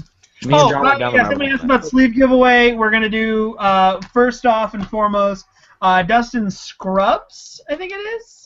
Classic. He won the X-Tiger cover art. You suck, Mike. So he won those. Then Cover art. we got Primavera and something long-ass Dairobo name. We're going to be giving those away, and I'll tell you why or how in a moment here, but I will have to tell you it will involve with when the stream ends. So Dustin Scruggs won this? He won these. He won them on the randomizer. So Congratulations. that's awesome. Next, let's go back to Fighters Collection because we've skipped around a little bit. Let's talk about the unit you guys like and the unit you dislike. What's that? Oh, from Fighters Collection. Oh, Yeah, Are my we God. starting down the line, or who are we starting with on this one? Let me go back on based on how I see you guys. Blake, you're first. You're there first. All right. So Meteor Kaiser is going to have to be one of my favorite ones. Hold on a second. The double R, right? What was that? The double R. The double R, dude. You stand a unit, which is all Novas know how to do, and then you get to pop one of your rear guards. They become a slight Kagero clan for some time, and that's gonna, huh? And get power. You're like Yeah. our Mecha Godzilla right now, Blake, when you play that. You really are. I mean, and Ashura is also a good one, but I like the Meteor Kaiser better. And then the one I don't like at all is, God, you guys are gonna hate me, but that stupid Dragonic Overlord. Okay. Right. Okay, so do you not like it because you think it's bad, or do you not like I it have a because of how it rebuttal. plays? Honestly, I think Hold on, it's hold on. We'll get to the rebuttal. Hold on. Blake has the floor, Chairman. Don't worry. in my opinion, this is the stupidest card you could ever have. And they waited to last to tell us what it was. Well, here's the thing. So in an already counterblast heavy deck, okay, Yep. you got counterblast 2, flip a copy up. You lose the, wait, what is it? You get -1, so you get twin drive. Yes. Okay, but then every time it attacks, if you want to restand it, you got to counterblast another one, and then you got to discard a copy of it. Another Overlord. So Yes. you're basically saying the cost is too high. Yes. Yes, the cost is very high for us to have a big plasma. It's too high for it to be. Yeah, it's too high for a big plasma effect. You don't have to counterblast the second time. So You counterblast Sinister Corpse gets the rebuttal. So, let's explain why it's horrible, because I've seen Blake testing it out. It's because he's playing the great with it. It's awful. You throw it in there. Why are you having me be your example? I suck with Kagero. I played this. Alright. So, I've seen it in a Dodex build with a little bit change of the trigger lineup, and it is more effective. You go a little more aggro with it, just because it is a late game finisher. It's definitely not a 4-up. It's not the be-all, end-all. I don't think it's awful. I think in the Dodex, it's a huge compliment to the Dodex build. Because what Dodex lacks is huge power. It has consistency, it has control, it has very good tempo, but it does not have that power. Okay. All right, we're gonna go to we're gonna go to Casey. Casey, favorite card from Fighter Selection, least favorite card from Fighter Selection. My favorite would have to be the new Brawler Stride, because not the Dungaree that we didn't get. I would actually pick the Noble one for Extreme Fight, but the Brawler one is my favorite because, one, its effect is extremely cheap. It doesn't have to unflip another copy, so you can use it right away. And every time you stride, you get plus 5,000, plus 10,000, plus 15,000 while doing a complete board wipe. You have to flip another copy for the effect. No. You don't have to have set 2, or you don't have to be at Gen Break 2 or whatever. I don't think you have to flip for his effect. Yeah. No, you don't. You don't. It's for every copy you have face up, you get an extra plus 5,000. Okay, all right. Oh yeah, the first time you stride, you don't get a power boost. Then you get plus 5,000. Next turn, you have to flip one of your G zone, a unit in your G zone, but you don't have to flip a copy of itself. Right. Okay. So it's extremely cheap for a complete board wipe every turn and getting stronger each time. In a deck that, and plus you have arcs which get huge power boosts, so I think it's just really good synergy for this deck. My least favorite would probably have to be both the Dark Regular ones, especially the Amon one, because it does nothing for the deck. Okay, so I'm going to just quickly interject. You know, obviously why they get the better stride in the set. Like, again, I think they are downplaying some of these cards a lot, and I think the Dark Regulars just got the worst. Yeah, I can agree now seeing G3 why the Amon got crap, because it does nothing for the clan, so you really don't have to really run it at all. Other than that, probably Platina, the new Ezel one, would be the worst, because he tries to do what all three of the Ezels does, but does it awful. And I love Ezel, so yeah, it's disappointing. All right, we'll go to Darren. My favorite is Dragonic Overlord. The ace, okay. The reason why he's my favorite is because he is basically a dope that you can pitch X's with. And he gets plus 5,000. And he doesn't have to hit. Yeah. No, like that's not a lot to say about the card. It's very powerful. Okay. That's basically it. It doesn't. It's a not having to hit dope that gets plus 5. That's yeah. What's your least favorite? It's a tie. I have a tie here. It's Great Warrior Dudley Geronimo. Geronimo. The triple rare from Spike Brothers. I think that card is trash because all the Dudley support is trash. Emperor's alright. And then this one's kind of for William Cole because I saw him do it in the comments. Dark Superhuman Pretty Cat. The double rare for Deep Police. I'm not saying it's absolute trash. I don't hate it, but I can say that it is possibly one of the worst cards in Fighter's collection. Would you argue that it's not only does it have to get up to 34 to just -5, which is completely below par, when Dark Superman just does it better. Yeah. Well, Dark Superman does it at a bigger cost. Yeah. Minusing 1. Counterblast 2, -1, discard 1. Yeah. Yeah, it is a big. Oh, I'm sorry. Yeah. Well, it's still a big cost either way. Yeah. I don't think I agree with you that the stride. There's a difference between taking him down to 6 and taking him down to 0. She's just a more aggro version, though, of it. I don't know. Maybe I've heard talking about it. And also, I don't think Omega Superman has to have a certain amount of power, does he? Nope. No, but he has to eat one. Yeah, he has to eat one. I mean, in most of the people, you don't build a lot of advantage usually. I mean, like, the reason they made her is for Zeal deck, so that if someone's really all in on, like, I love it when power gets minused, that they can have a deck that has 8 cards that minus the power. Dude, you break ride, then you do her. Kaiser Gray saying Dudley is good. To Break explain rides to don't me work. why Dudley is good whenever all you have, you're only 11k Vanguard. You only have one 11k Vanguard, and all of it, and his effect is below par. Got it. All right, Mr. Greg, favorite card and least favorite card from Fighter's Collection. So my favorite card, and I don't even know them anymore, is the Mikami Stride, because it just makes that deck ridiculous. Mainly because they ruled that when you stride, it does not change the state of your Vanguard. It does not restand. It's not like leaders. So it just changes things completely. Now, my least favorite, I have to agree, Geronimo. GTFO, terrible card. Wrong way the clan is going. I know they're kind of keeping the line. They're realigning with old archetypes. That card is okay at best, but it really could have put Spike Brothers a lot higher than it was before. I'd probably say second favorite would have to be the new Nia Kaiser, the new Nova Grappler. Being able to retire with Nova Grapplers is just fantastic. That's really good. Yeah, her ability that they do naturally, as Blake said. Like, Blake, what was the? You're playing the Death Army. Death Army because they got the natural restanding abilities. Yeah. I'm actually, as we speak, tweaking a build to see if that'll maybe work. But anyway, continue. Yeah.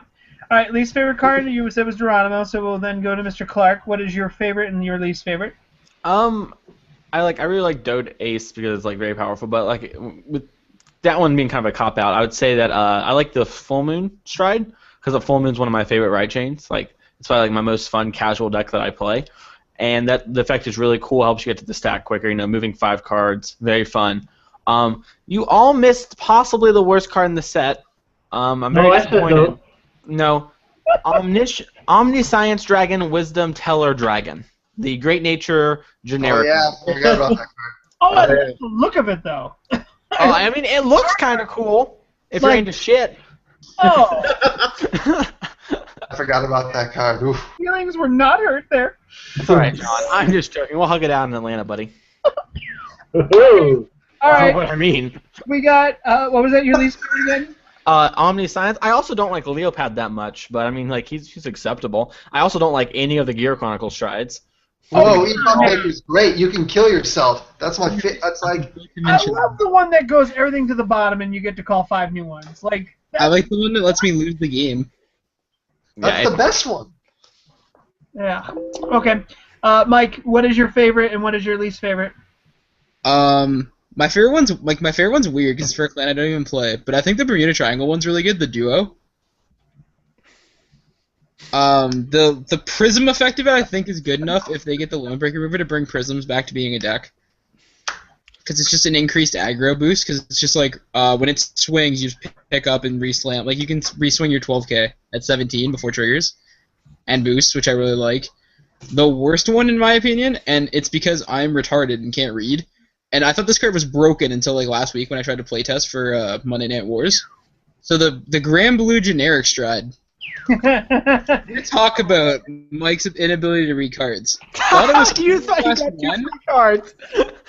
I thought he called He had us best. We need open rear guards. I thought he called them to open rear guards. I'm like, this is broken. Counterblast 1, you draw 2 cards. Played it against Gaul, went to do it. He's like, yeah, that's not how it works. I read it, wanted to kill myself. I'm like, man, the 3 people I played before you that let it go were champions. Oh man. Heavy Duke's also Oh good player. We man. didn't talk Okay, about. so my all-time favorite, I gotta go with Turbo. I think Turbo's a good. I think the first time we actually get a board wipe, Turbo is the brawler. My least favorite, this is gonna be a plot twist for everyone, is the Cecilia Stride. Oh! Yeah! Who is it? Austin! Alright, guys, who stole John? Guys, John doesn't like bad cards. We're in this, man. Okay, so I John played plays Musketeers though. card and I tried to like it. I tried. Like, I think for what it does mid-game is, but everyone has like this finishing like setup or something like that, and for what they get to do and what they get to call, it's just not that good. It's like Martina all over again. Like, it's just a really bad version of her. Like, you have to have Sicilian the Seal, 10k base. Then you have to retire 2 in order to call 2. Like, if it was retire 2, call 3, I'd be all about it. But it's not. And they lack a finisher. Like, if it was, like, a skill where it's like, you know, sack 2 units, call 2 units, and then if this turn there's 3 or more retired units or called or something like that and gained a crit, I would love it.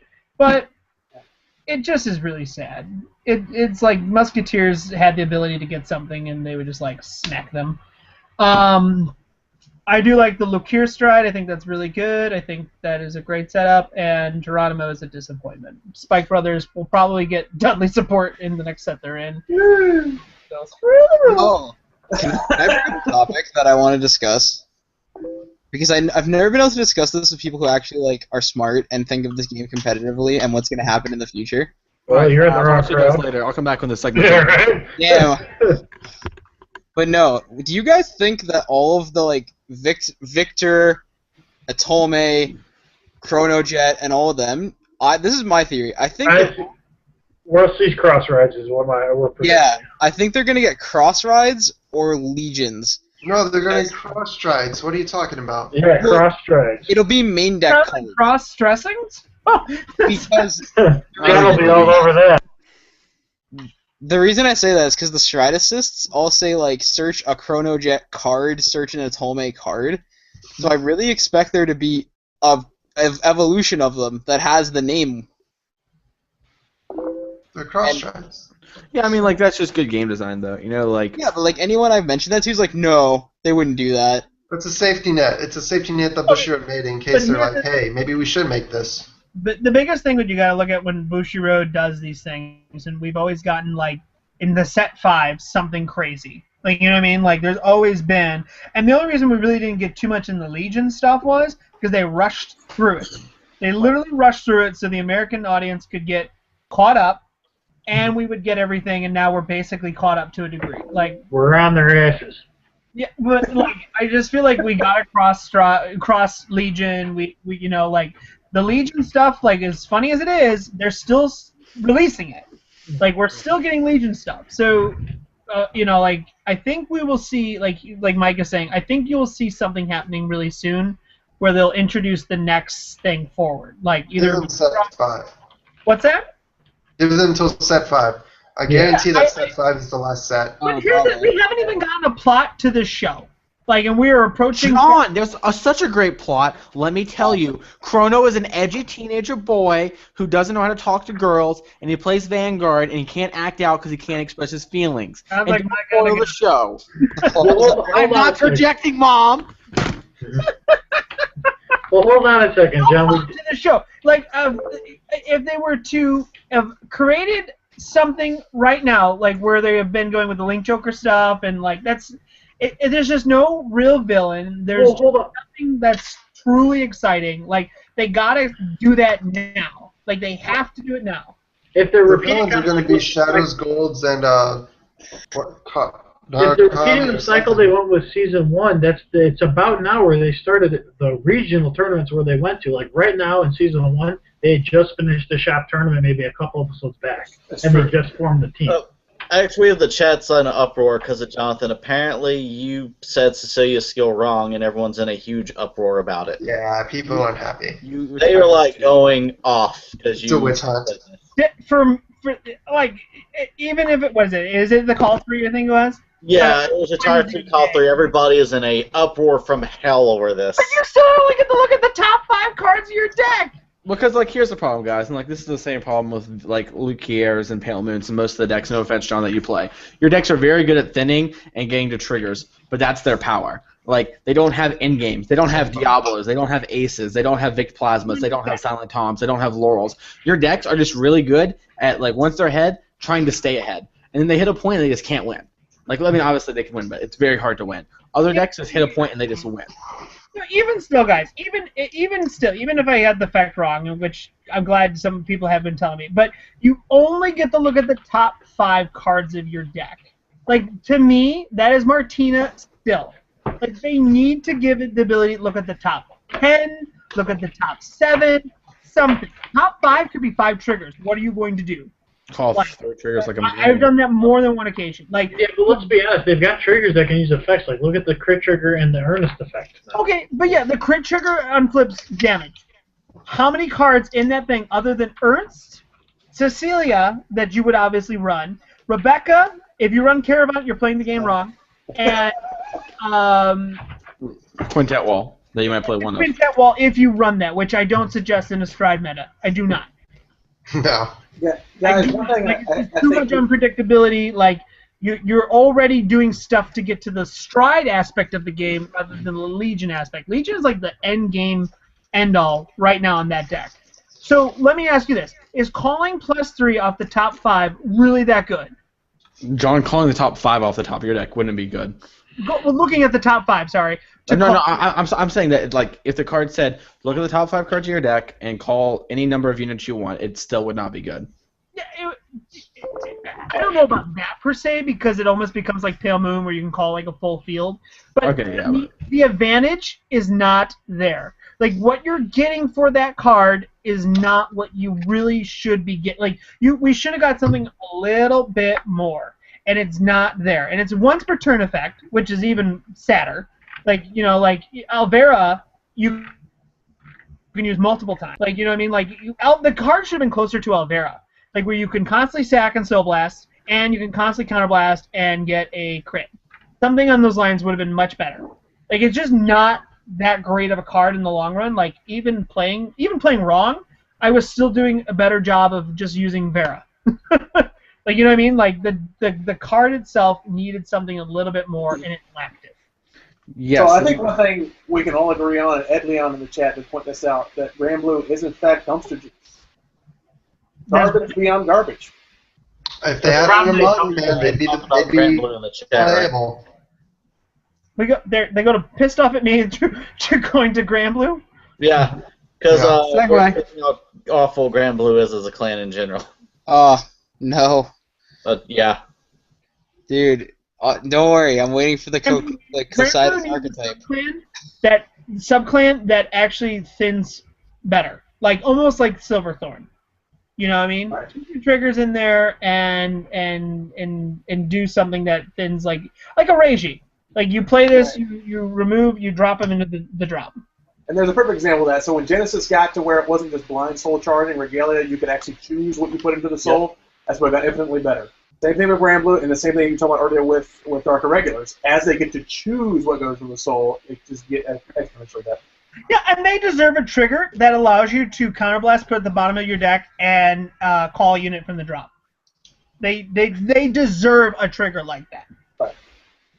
Whether it be Vanguard has Cocytus in its name or something, they deserve an ability where they have a reusable trigger. Because if you draw your crit, it's useless. Oh, counterblast, put in the drop, put the bottom, something like that. It helps. Yeah, if they have selective milling or optional milling, like, let's say, mill like the top 5, put 2 back at the bottom of your deck or something.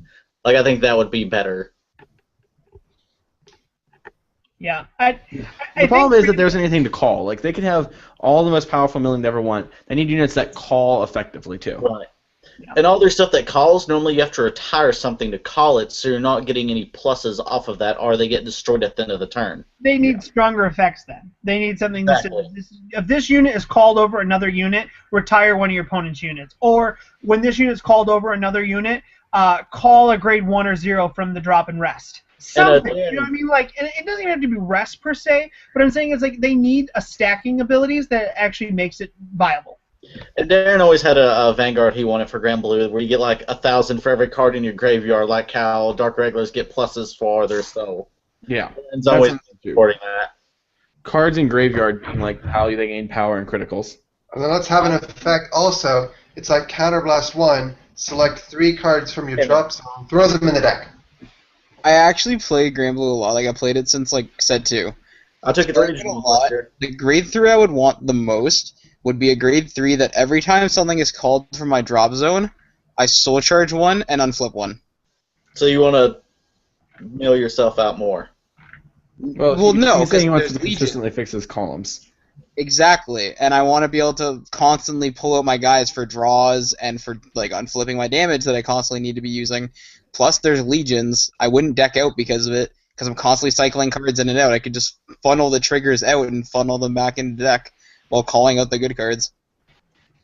I mean, the problem's still, like, I think it's all semantics. Until they get good supporting cards, it won't matter how good their grade 3s are. You know, if I'm calling that shitty cards, all of my effects, what's the point in calling them? I'd rather just play, like, anything. Yeah. Like. Okay. I think we can transition here. Yeah. ARG States.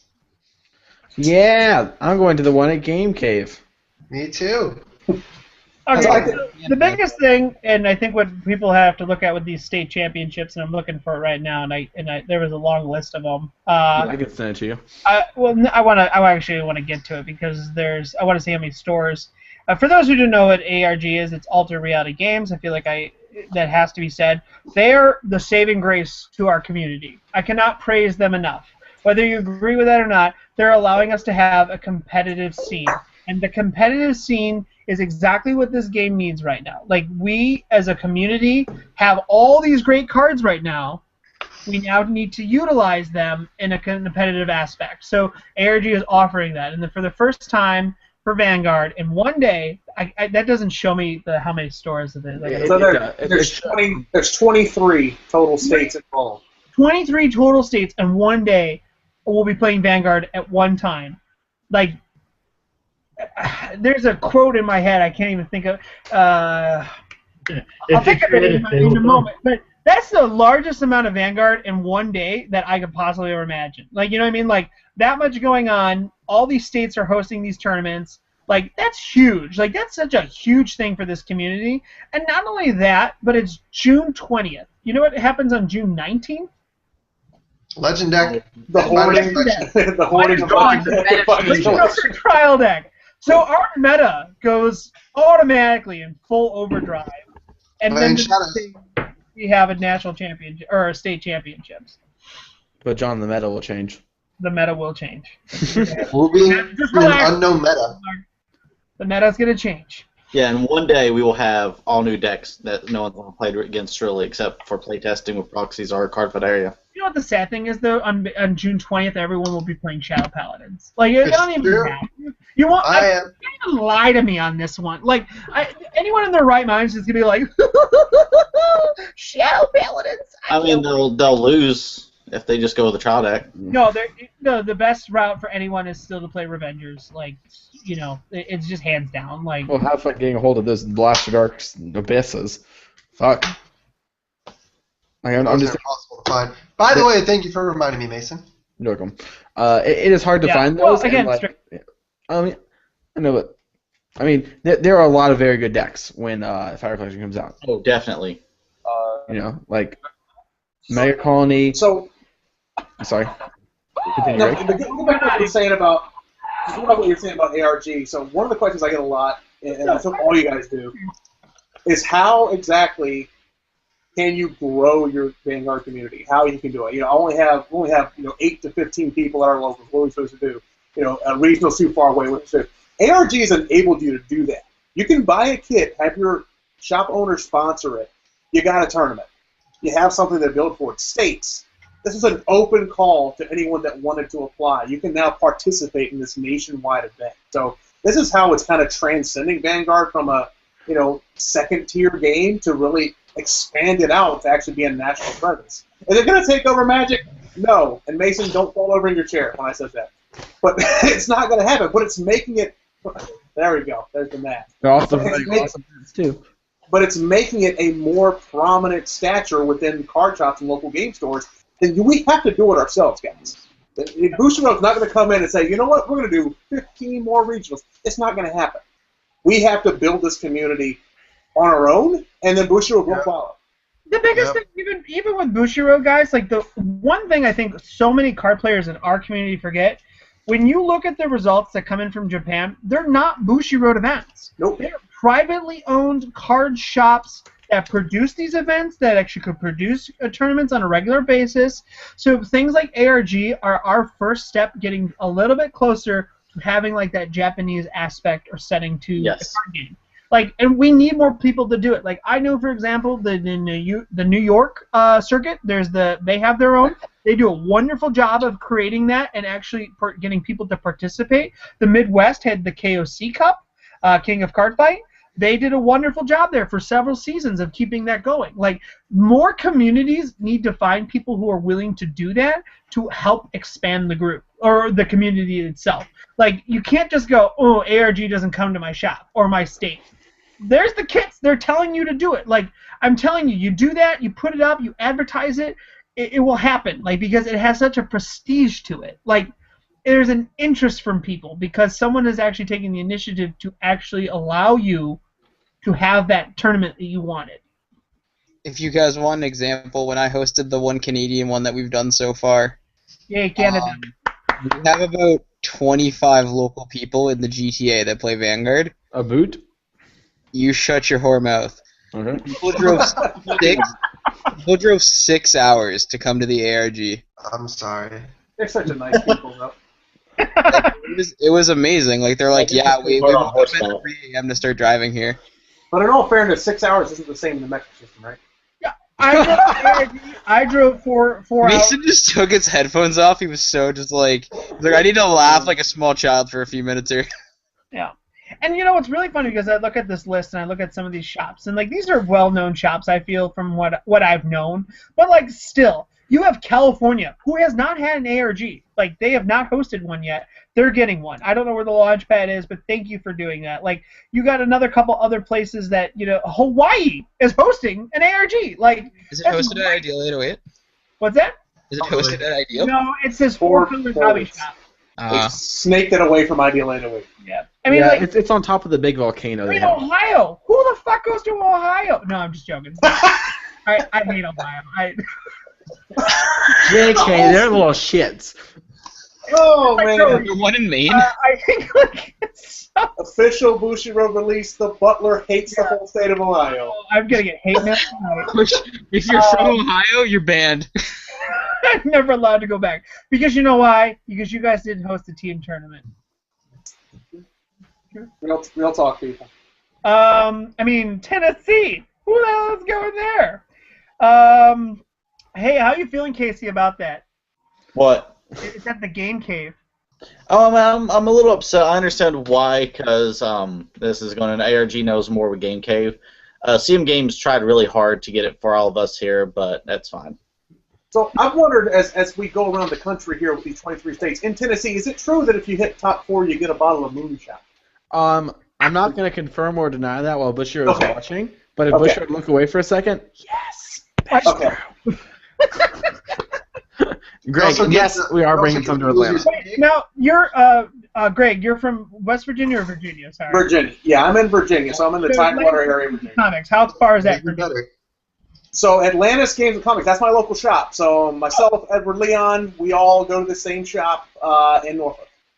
Awesome. Well, that's awesome. You know, like, again, that's in your backyard now, so you can promote that. You got plenty of time. The meta, obviously, for us is going to be something we'll get to play with a little bit. Like, I think this is a brilliant concept that we get in one day, 23 different stores, all these players playing. We're going to have so much results. Can you imagine coming in what is going to be played that day? Obviously, Shadow Paladin's 50%, but there's another 50% that we just are going to see so much stuff happen.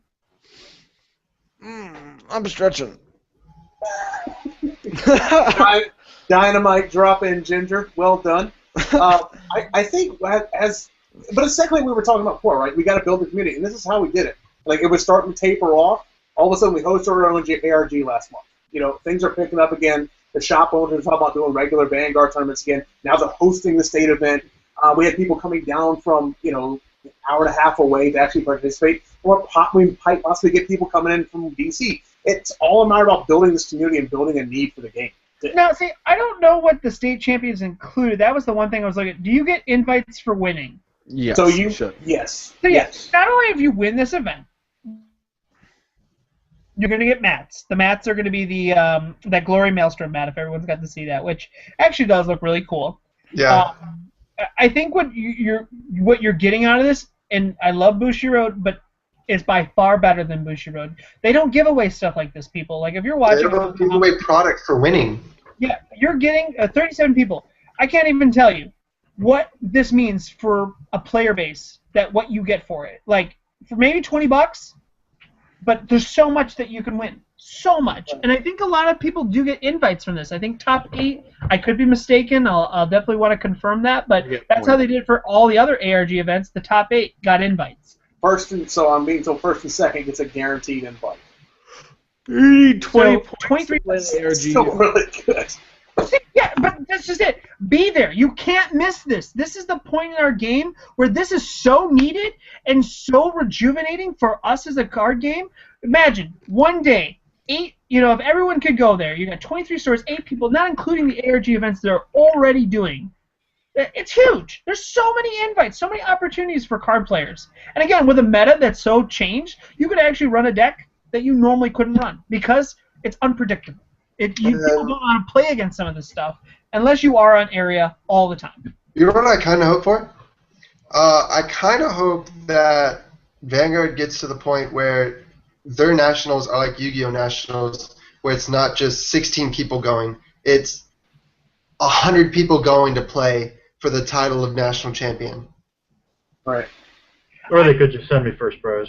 I'm not sure because I'm played like, this one time. who had said that? What's that? That they wish nationals like Yu-Gi-Oh. Yo. That was there. Darren. Oh, okay, yeah, because I'm lying. It didn't actually change pictures at all. So, I don't know if you played Yu-Gi-Oh! Or knew Yu-Gi-Oh! Back in Upper Deck days. It used to be like that for Yu-Gi-Oh! You used to go to regionals, and it would be like not top 24 or 64 or whatever got invites. Top 4 would get invites. Yu-Gi-Oh! Used to be like that when Upper Deck ran it. And then when Konami came in, they lowered the prize support amounts a lot, and they were like, here, everyone can go to nationals, though. Yeah, that's a brilliant idea because some days They don't have prize support, so for that's Vanguard, the so why problem. not? They can't lower the prize support. They'd be like, hey, you won. You get a handshake. See you But at that's the thing I've never understood about Bushiroad. What does it matter if you give first place the travel and the top 8 the invites? What does it matter? It doesn't. They're not making any sense. If they can afford to go, let them go. Like, I don't even... It's always mind-boggled me on that. Top 8, automatic invite. If you have the ability to go, you go. You know what I mean? If you don't have the ability, perfect. No one needs to get a hand-me-down. No one needs to get the next person gets it. Just give out invites. What does it matter? You get an invite. You get an invite. You all get an invite. Because they don't want to spend all day at the event, that's their fault. That is... Okay, let me tell you this. I had the pleasure and the honor to host nationals in Chicago. We were there all day. Yeah, yeah, we were. Like, it didn't matter. I mean, I had to DQ a little Asian girl, but it didn't matter. Like, You had it coming. They should have just allowed people. You know what would have done for the game if you said, okay, we're going to allow all the people from all of our regionals, top 8 in, and some people would show up maybe from California, some would show up from New York, maybe Florida, wherever they may be, Atlanta it was, and then everyone got their top 8, got to go there. It would have been a much more interesting day. A lot more people would have showed up for their side events and the events and things like that. It just would have been a better feeling to the community. But no, we invited the top 20-ish, somewhere in there. I can't remember how many it was. It also just looks bad for your game when you say our nationals was 48 people. Well, Buddy or Wise or Buddy or whatever was significantly. You know what I mean? Like, it's just like. Okay, we can't talk about Buddy. It existed for a year. They went to Greece. They sat down. They're like, congratulations, you won. Pretty much. But even in the long run, overall, what would it matter if you gave out top 8 invites? Because, again, only one person will get the paid trip. The rest is right. Oh, you're actually right. Because Bushiroad doesn't know what they're doing half the time. Let's just be honest. JD goes, I'm researching other card games. Like, okay, JD, well, you spend like an hour and you look at the prize structure of other card games, and then you decide if you want to commit to that or not. It's Can you like, imagine if like we went to Nats and they're like, yeah, we studied Magic structure, so everyone's getting 10 grand if you. I mean, what am I reading here? Oh. Wait, where? Don't play anything that's Angel Feathers, something about free hand jobs, and I'm just going. Yeah. Mason, leave Caitlin alone. I don't know who that is. That's the Asian girl who went to Nats. Oh, sorry. John disqualified? No, it's all good. Oh my, game losses. I wasn't mad about the game loss. I was mad about the people who insulted her for not knowing game mechanics. Okay, that was no. See, here's the thing though. I worked with her several John picked on her. This is why, like, even, like, it got to the point where it's like you can only give so many non-warning warning. You know what I mean? Like, you have to... Like, yeah, no. Trust me, we know her. She's still really new to the game, too. What's great. No, and again, for where she was at and what she placed... Does she play Dodex now? Just out of curiosity? Does she just, like... I love to think that she's just some meta whore like me, and she just plays whatever's best. And she's like, fuck this deck, I'm on the Dodex. Fuck this. As funny as it is, Mason is playing Dodex. That's right, she's the best! But do you want to know I got two things that I've been seeing in these chats. It's because one is... Hold on, Darren, go on. Alright, I see these two questions in chat, and I think these two are really good. Yeah. One's from Edward Leon. It's, with ARG rising and other community events rising like King of Card Fight and DMV Cup, do you think value in Vanguard cards will maintain a steady stock or fluctuate up and down? I mean, we kind of talked about this a little bit. I think you're going to see, I mean, like, for crying out loud, I looked up Locure Venus SP. I mean, granted it's SP, but still, if you look at the regular cards, her price is more than she was when she first came out. Mm-hmm. Yeah. Like, obviously, strike cards are making an impact on what people are going to play and how much it does cost. Or like what will the cost will be. Now, granted, those cards are a little bit older, but they're not that old. I like Ashura. Remember what happened with Ashura? The card came out, the thing, and it went through the roof. Yeah. And then I think the next question is, for those who haven't been to a Bushiroad tournament, how is it, and how good or how are the judges? And also, they mentioned the same with that, Darren. What's Team League like, and what's sort of the structure of Team League as well, with how the Bushiroad events are. That's literally what I said. Science of Vanguard working together to get one question out. Excellent. So, Vanguard, Casey, Vanguard. You all Vanguard very well. Hey, you two! Oh, no! John, say it! Okay, so last but not least, like YouTube. we're gonna oh dear Lord, we hit a level, we hit a Robbie level. We need to bring it back down. We're gonna end here very shortly, but anyone in the audience, if there's any final questions, definitely feel free to ask right now because I do want to wrap up. But you guys, as a stop that Science of Vanguard, we've done nothing. All in here, like the state of our game. Bushiroad promised to get us caught up by spring. I think we're very much there. I think we're at that point. What going forward are you most exciting and wanting to see? Like we're at a point here where we can't even say, oh, because Japan did it. Like we're seeing what they're seeing, what we're going to be getting in July. You know what I mean? Like we're so close. Yeah. May 1st, like officially right now in Illinois. So where do you think this game is going? What can we expect to see? I'll kind of go down the line here. And if you could just do a quick little summary of what your guys' thoughts are on this. But Blake, we'll start with you. Actually, skip me. I got to think about that one. Oh my God. Okay, we're gonna go to Casey. What are you excited to see? What do you think is gonna happen? Like what? Other than Dungaree. No, on a serious note about it, we are not that far behind getting caught up with the Vanguard Japanese releases. The issue is if Vanguard continues, Bushiroad keeps releasing stuff like every month, I think that's going to hurt us more than anything because we're not having a time to settle on a set for more than a month before we're getting flooded with more stuff. And I think if anything's going to hurt Bushiroad or Vanguard in general, it's going to be that. Bushiroad stream like it's Beanie Babies. Right. Exactly. Okay, but here's the thing. That's only for us. It's not for Japan. Remember, they do have a break. Not that much longer of a break. Maybe like an extra couple of weeks. You know what, though? Has anyone ever like really pointed this out, though? The reason why they do that is they're trying to give all the clans so much support at one time. I understand that, like, in Magic, they support all the cards at once, so you get one every 3 months. So Vanguard's the same way, but they're not even succeeding at that, John. Let's be honest. Yeah. Because you can't succeed at that. Because here's the ugly truth, everyone. Kagero sells sets, Royals, Gold, Shadow sell sets, and there's always going to be one of the main meta clans that you might hate and one of the sets because they need to make sure it sells. Set 7 didn't sell well. All the cards worth a lot now because people didn't buy a lot of it. But hold on. I'm gonna kind of rebuttal this because Set 7 though, and I when it came out, and even in Japan, the cards sucked. Yes, the cards were. Lucure regular is a shitty card. For what you pay and what you get, it's a shitty card. Like, the amount, again, it wasn't controlled soul charging back then. I guess if you look at it today, it would be, that was the big card of that set. Like, that was probably the best card. Garmork, or Pelennor, sorry. But even then, like, Pelennor wasn't, like, it was balanced because you had to call the damn thing. So, they did that to themselves, though. Like, if they would have given Great Nature a somewhat broken card, people would have played that clan. But because of when it came out, and because of what the things were in Set 6, and because of how Gold Paladins really were looking, and with Spec Duke and things, it just was overlooked. It was just a bad set because Bushiroad made it that way. Now, if you were to actually do what they're doing right now, with Dark Irregulars getting actually somewhat decent support, other people would flock to those clans and actually buy it. Like, if they just keep always printing the same thing, how are you ever going to know if other clans would ever be viable? Give other clans broken support. They will buy it and play it. Sure.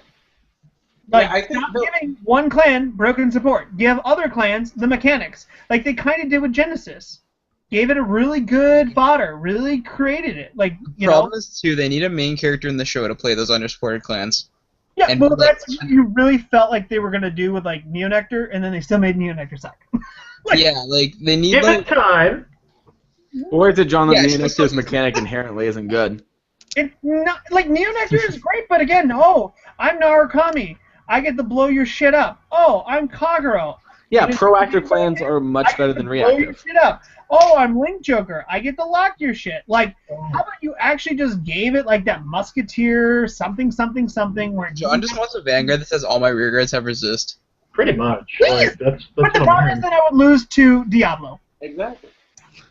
I mean, you wouldn't be able to guard it. You just, like, look at it with sad eyes. Yeah, but, like, that's the position they're putting cards like that in. Like Murakumo, yeah, cool, you get to call them, but they go back to the bottom of the deck. So I can't retire two.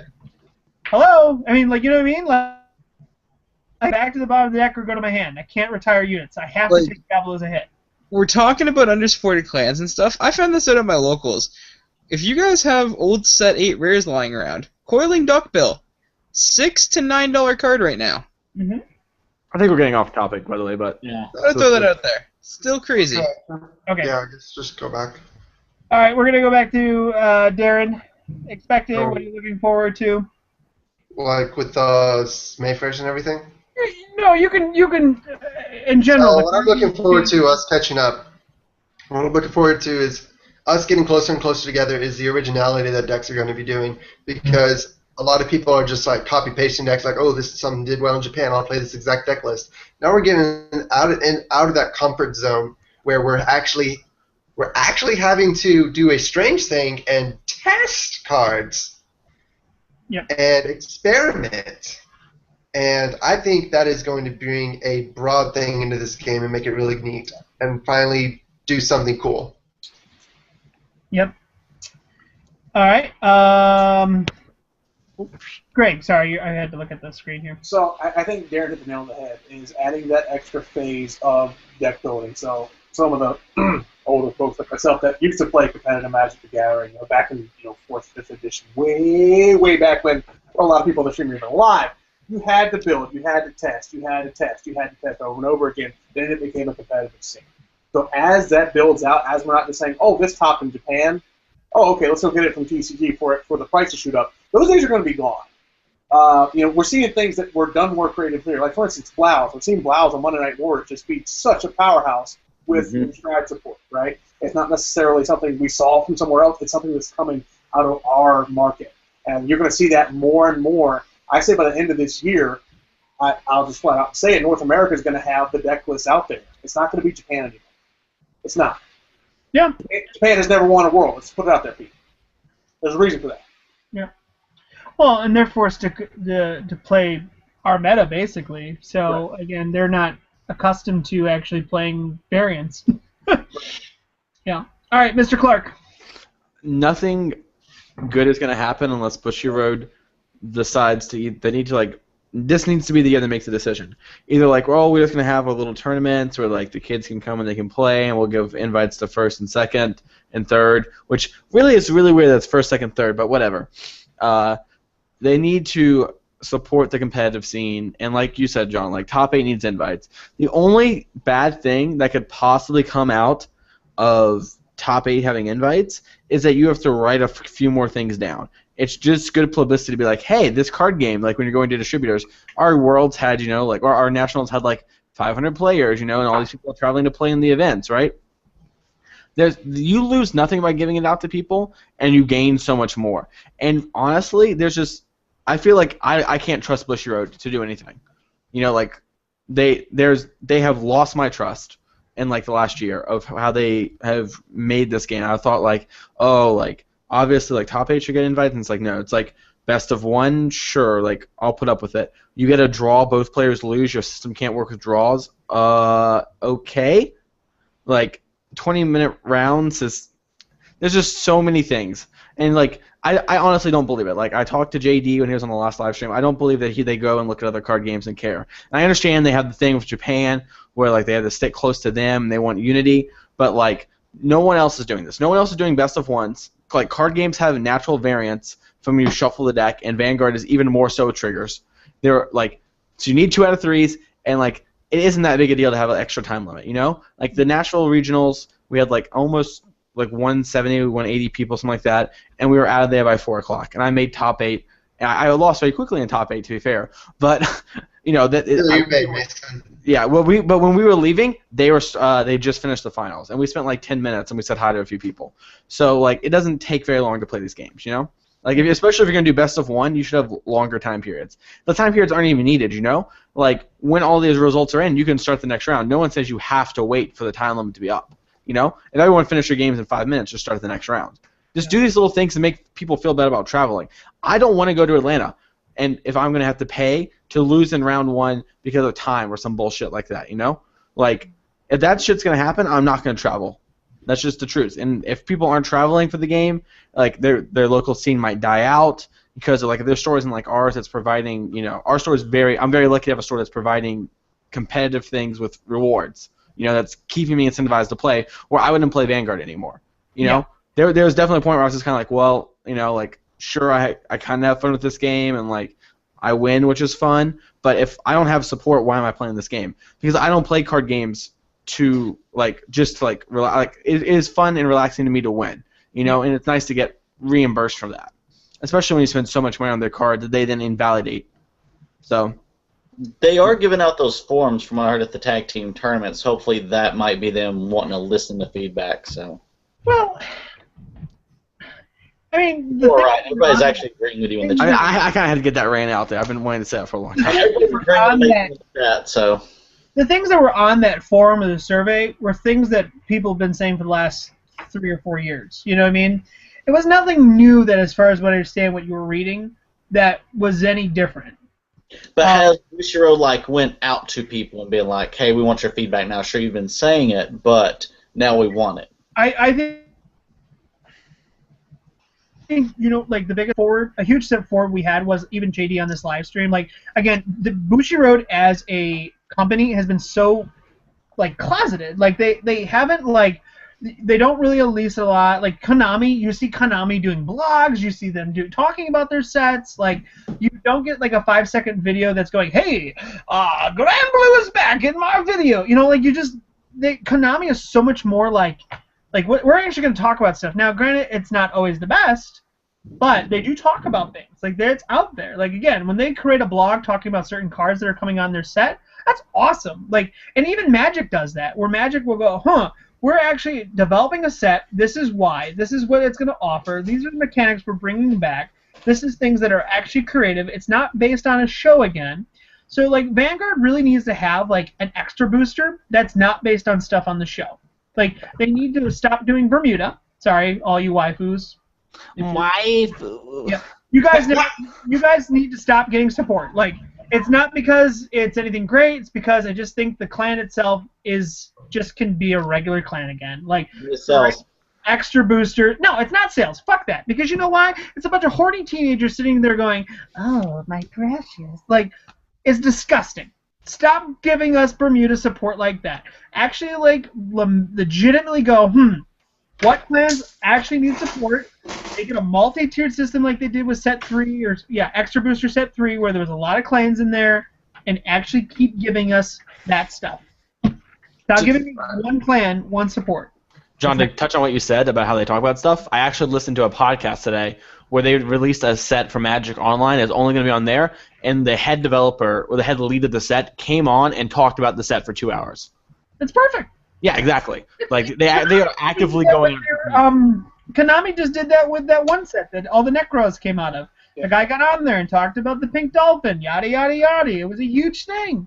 People watched it. It was huge. All right. Last but not least, Mike. Sorry. What are you looking forward to this coming year?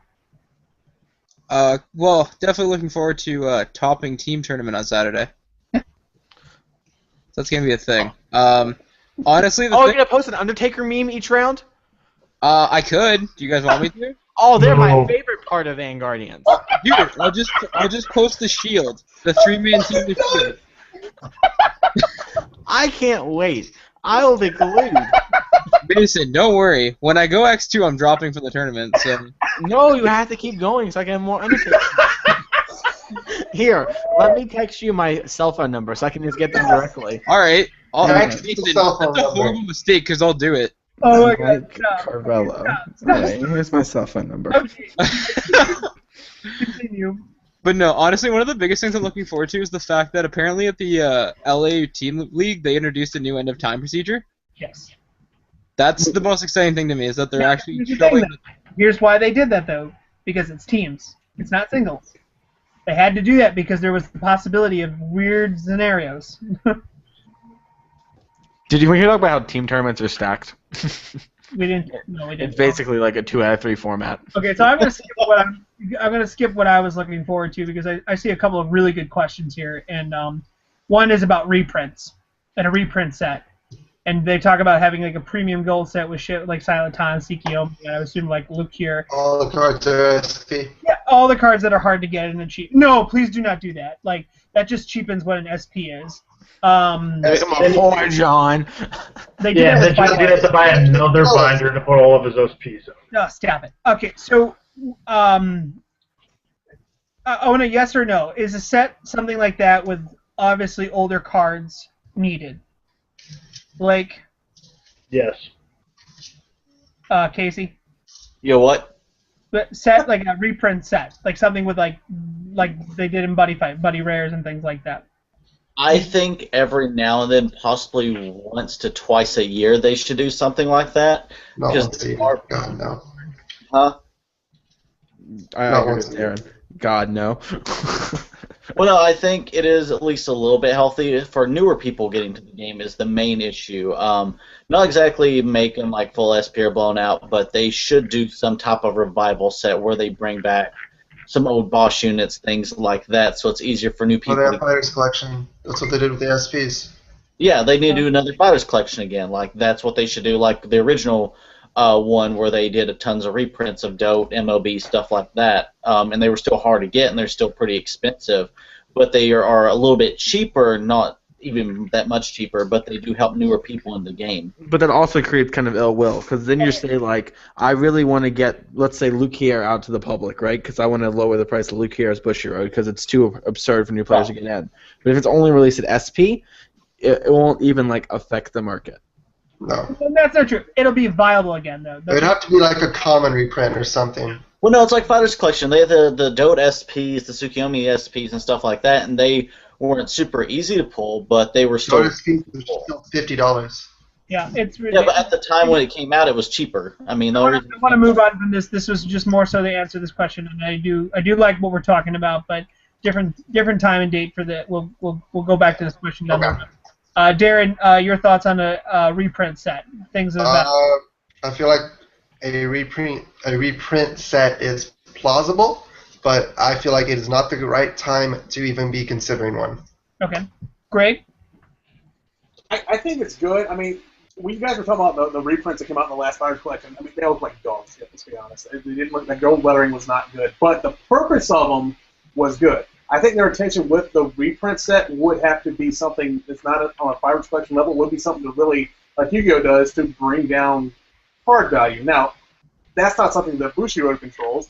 Something they can help contribute to help get new players into other plans. Like, oh, I have to go play Shadow Paladins because the Legend deck is out and it's so easy to play, and I can add 3 cards and all of a sudden I'm competitive. Whereas people that want to get into different mechanics, you have to enable them without saying, oh, it's a $400 deck. Well, you just shit the bed because it's going to hurt the entry fan base. Okay. Next, Mason, thoughts on I think it should be box toppers, because then you're selling, because like you're not going to sell, excuse me, you're not going to sell a whole lot of the product if it's all reprints, because some people are going to already have it. But if you make, instead of having shitty box toppers like Frogmaster, which are actual fucking commons, the fucking biggest like spit in the face ever, put a common as the set as the box topper. You just have things like, instead of Prismies, have like, hey, this set we're having like Dark Irregulars, Murakumo, Kagero, Shadows, Golds. Be like, here's some of those cards, you know? You could pull a Lukier. Yeah, exactly. Yeah, have like a gold Lukier that has like the sign thing on it. The biggest thing I feel like like something like that, if they're gonna do a box topper, at least make it alternate art. Yeah, that would work too. That would be interesting. Because then you like the Phantom Blaster Dragon, like alternate art Phantom Blaster Dragon. Mitrasu. Like Silent Tom. Silent Tom is one of the few reprints we had. Alternate art. Yeah. Like, I agree that's probably the best way to do it. Although I do not want a whole set that is like, hey, you know all those cards that are really old and expensive? Well, I said box topper. I didn't mean like the... Right. Yeah, I know. But I don't think we need an actual reprint set. All right, Mike. I have a weird take on it. What I think they should do, especially with the G era going on farther, is they should release a set that's like the champions of Vanguard pre-G era. It should be like the 8 triple rares, or the 8 triple rares, not the double R's, but just the triple rares, are like brand new cards, revivals or something like that. And then have the double R's be really expensive things like Luki or Tom, really important cards that are really good for all the older clans. And then have the commons and rares be like other cards that need to be reprinted, like have that be like your Duck Bills, your Calamity Towers, stuff like that that needs reprinted. So, and have it be like a collection of collection you can't get anymore. Okay. Like almost like a Magic, like when Magic does their Magic 2015, it's like here's the new cards, here's all the old meta staples you need to build decks though. Okay. All right. I personally do not think reprints are needed. I think that the card game is far too new. I think we've only been out for a couple of years, but I think reprints at this point, they've done a couple of things where they were kind of like CEO has got like, what, 3 reprints? Yeah, like Amon has been SP'd and yada, yada, yada. If they need to balance it, they'll find a way. I don't think a whole set is needed to reprint something. Like you said, Tom was old by the time that extra booster came out, so it was needed to help the clan and people want to buy the set. Again, give me a Pale Moon extra booster with a Locure revival something and maybe a Locure reprint. Yeah, I don't care. That would be perfect. You know what I mean? But that would sell the set because people would be like, yay, I get to go buy it.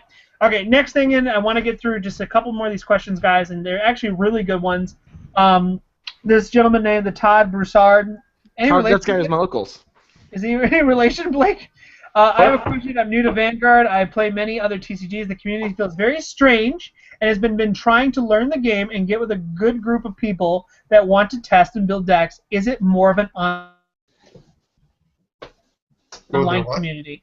No, it's not. People hate area. We're not an online community. Yeah. As far as the groups, every group has Facebook groups. There's North, there's your local, there's your state, there's Vanguardians.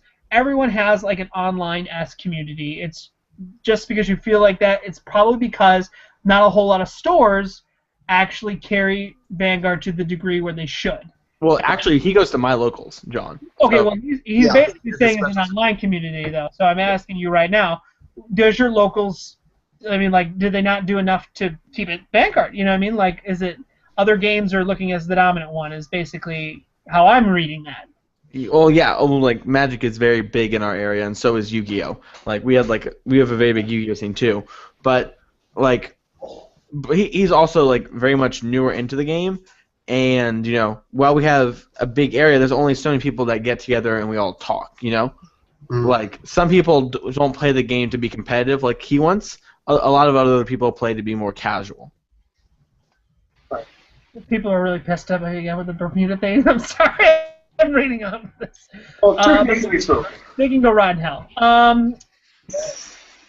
Meme it. meme it. Oh, but then I'll have a whole complaint group pissed off at me. Hi, Al. I think that's it, guys. I think that's the good stuff here. I see a lot of great stuff that people. Yo, Butler, you and your friends, what do you guys think about the really cool new tables? Oh yeah, the really new cool light-up tables that have shown up. I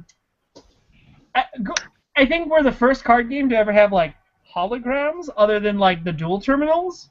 But yeah, Yu-Gi-Oh players are jealous. I know that. I know, they're so jealous. Because they for a long time were the dominant thing, and I don't see Bushiroad mass producing these. No. By any I don't see Bushiroad going, we're going to have a whole tournament room filled with holographic things.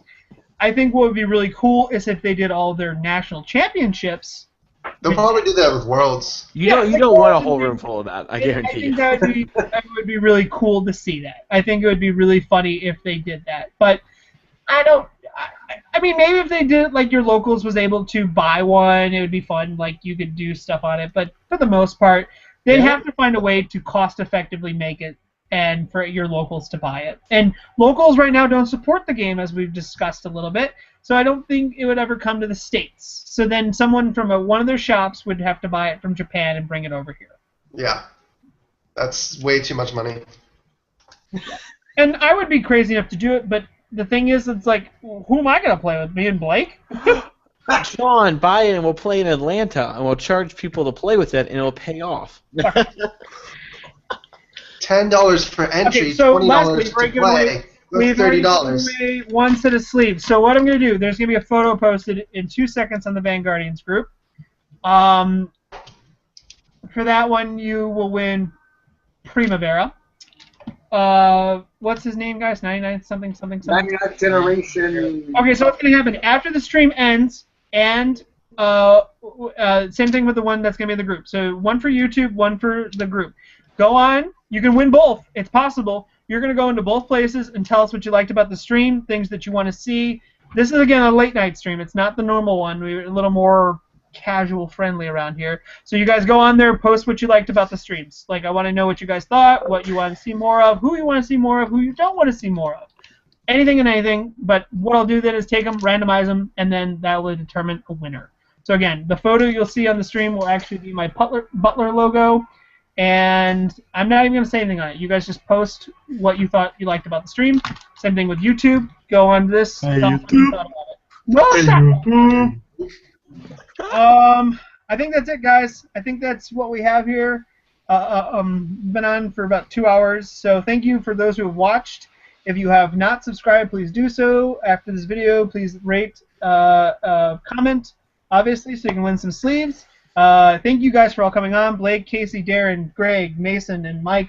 I really appreciate you guys coming on, and we got a lot to look forward to in this coming year. So next week, we have Caroline Day interview. We also have the live stream again, and Monday Night Wars. So it's going to be a really action-packed week. So a lot of stuff is going to be going on. See you in Atlanta, buddy. Bye. Oh, yeah. All right, guys. Thank you again for watching, and have a wonderful evening. Wacky Wader and Flame R2, man.